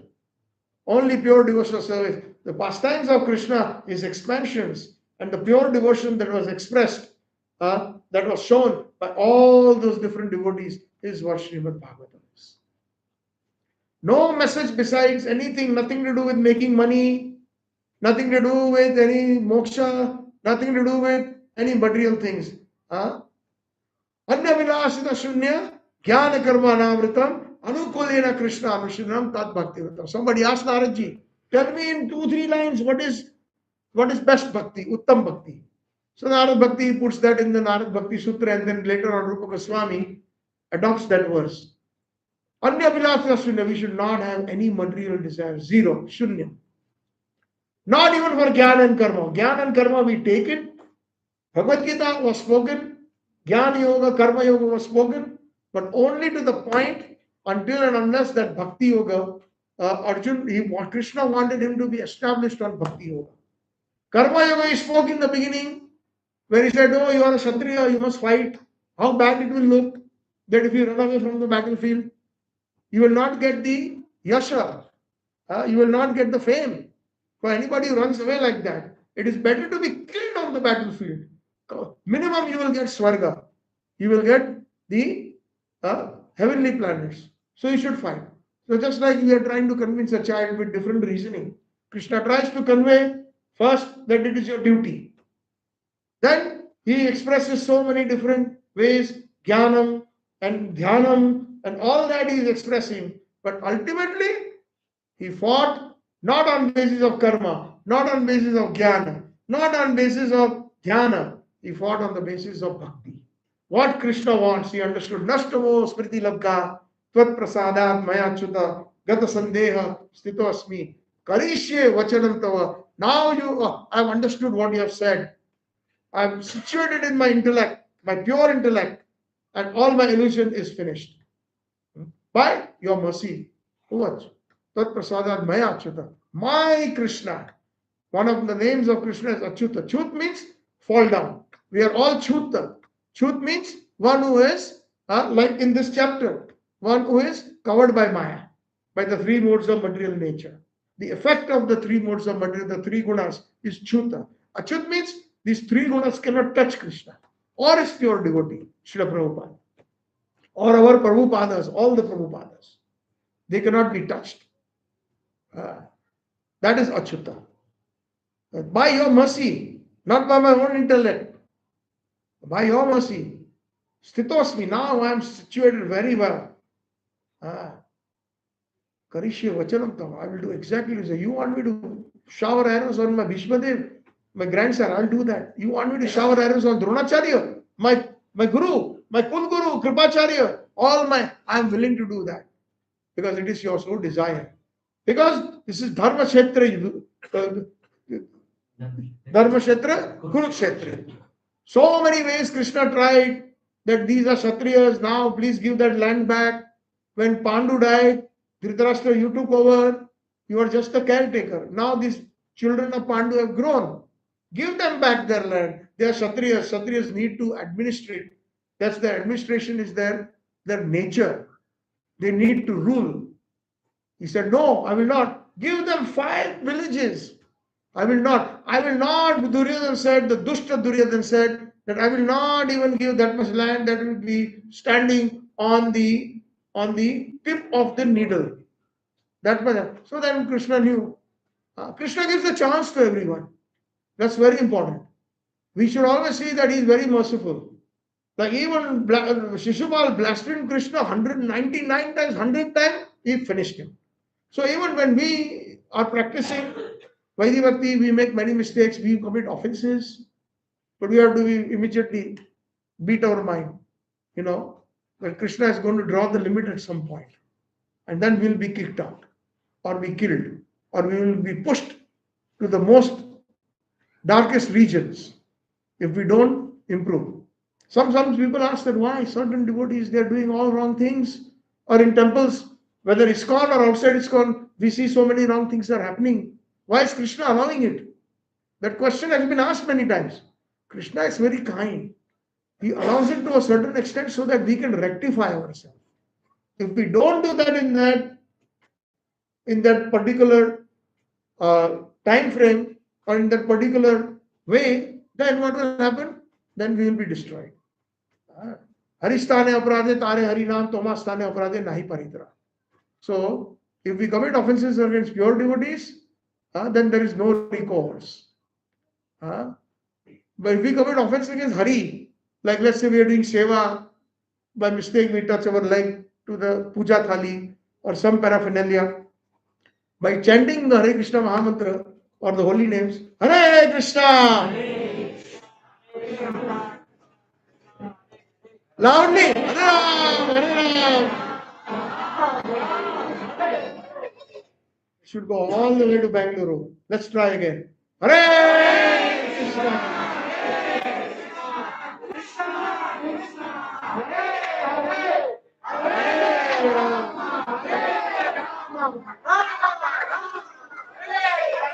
This I'm sure went all the way to Tamil Nadu.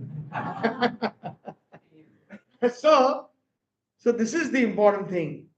Pure bhakti devotional service. Arjun fought on the basis of Krishna's will. Now you and I may ask this question, how do I know what is Krishna's will? Arjun was fortunate, Krishna directly spoke Bhagavad Gita to him. So we have Prabhupada. We have to read his books thoroughly.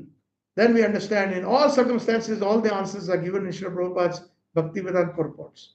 Problem nowadays is we read very little. We don't even hear properly. So this facility is given. Wherever there is Iskcon, center, temple, Bhakti Vriksha, whatever you want to call it, this opportunity is there. Therefore, we should. So, just to summarize chapter number 14's essence or this particular verse is that from chapter 7 to 12, Prabhupada mentions in the purport that he reveals the absolute truth. He talks about himself, meaning Paramatma. And then the Lord himself is further enlightening us through the process of philosophical speculation.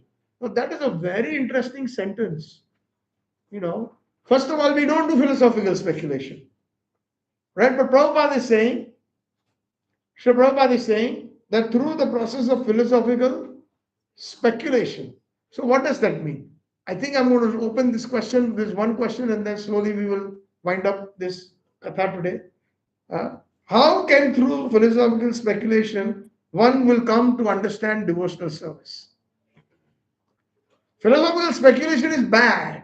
But here there is a positive point that Srila Prabhupada is bringing. Very important. When I read this, I was saying, wow.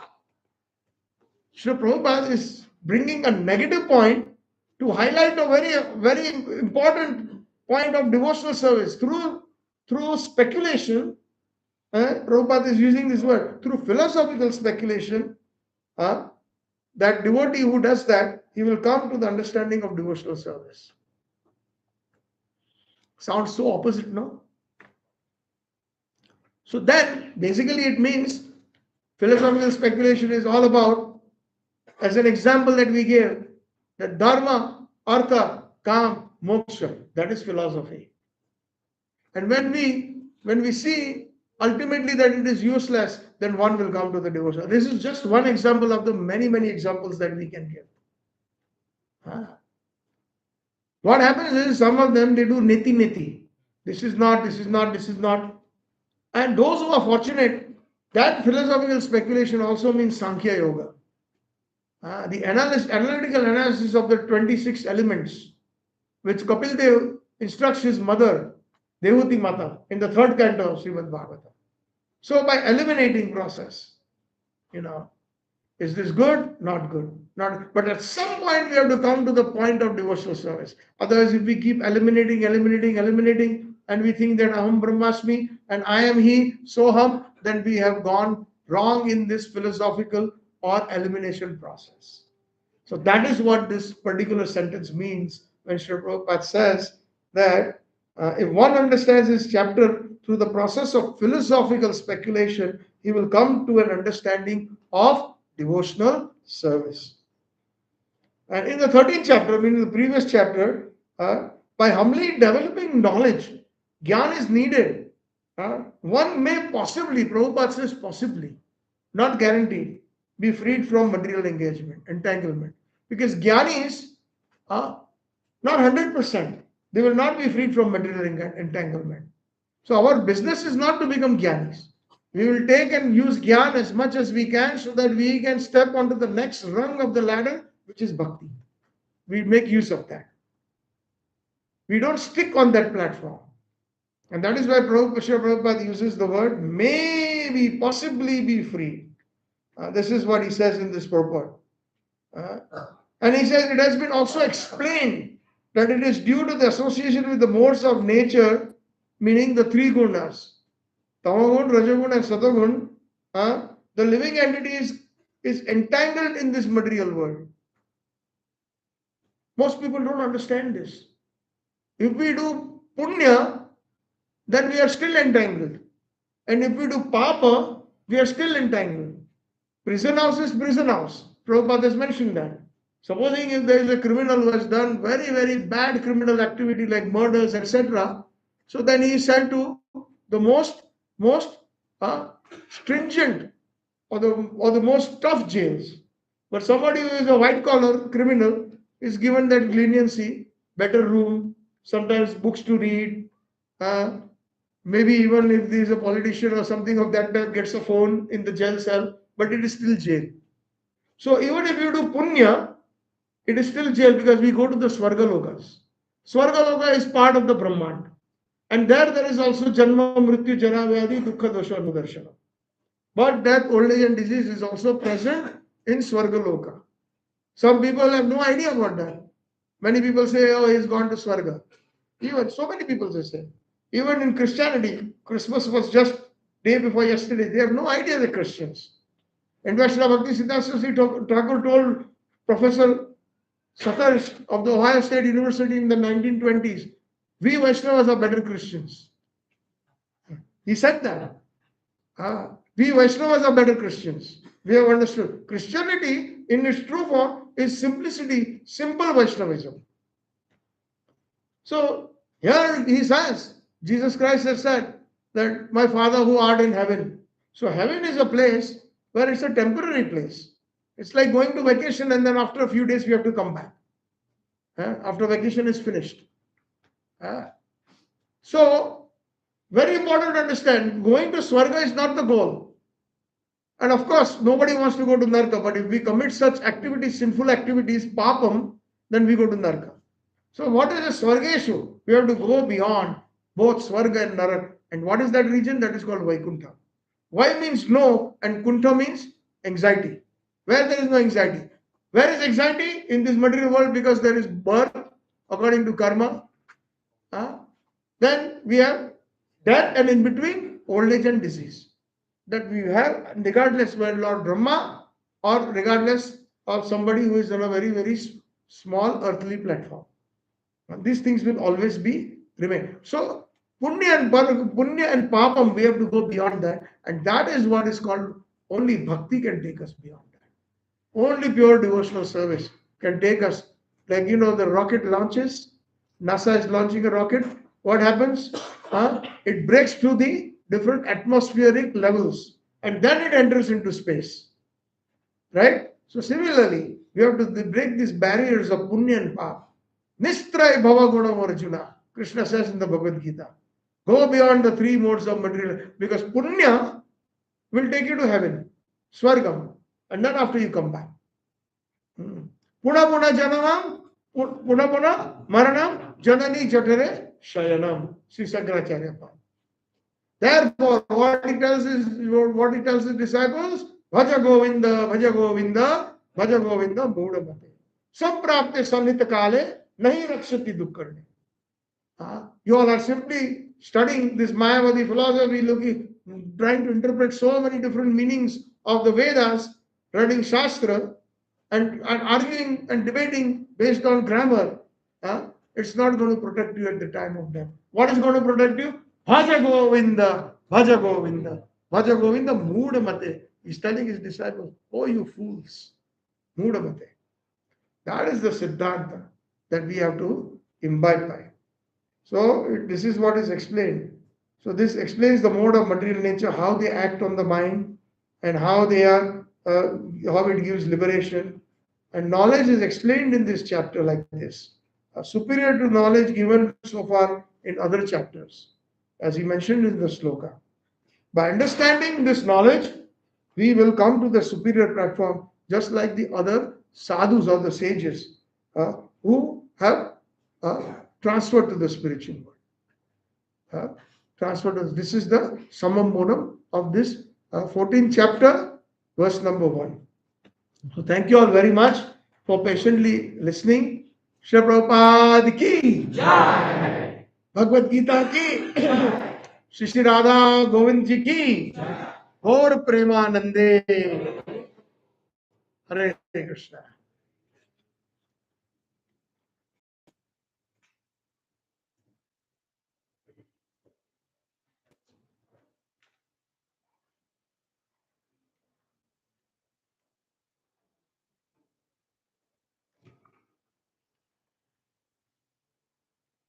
Krishna, so I would like to thank Professor Prabhu for his energetic, inspirational, enthusiastic discussion with all of you. I'm really grateful that he has come to Vrindavan and shared his wisdom to all of us. Pray that he comes again and again here, Mysore, where we talk to South. Thank you so much, Prabhu. Thank you. So, yeah. Let us thank him. I can hear my wife go. So let us thank him. Happy wife, happy life. Let us thank him. Are you already chanting Hari-Bol times? And again, please, let's chant Hare Krishna Mahamantra once for all of you who so wonderfully, patiently put up with me and and sat through the whole lecture. Thank you. Hare Krishna, Hare Krishna, Krishna Krishna, Hare Hare, Hare Rama, Hare Rama, Rama Rama, Hare. So, I just want to let all of you know, we have registered for 31st of evening. We are going to have a celebration of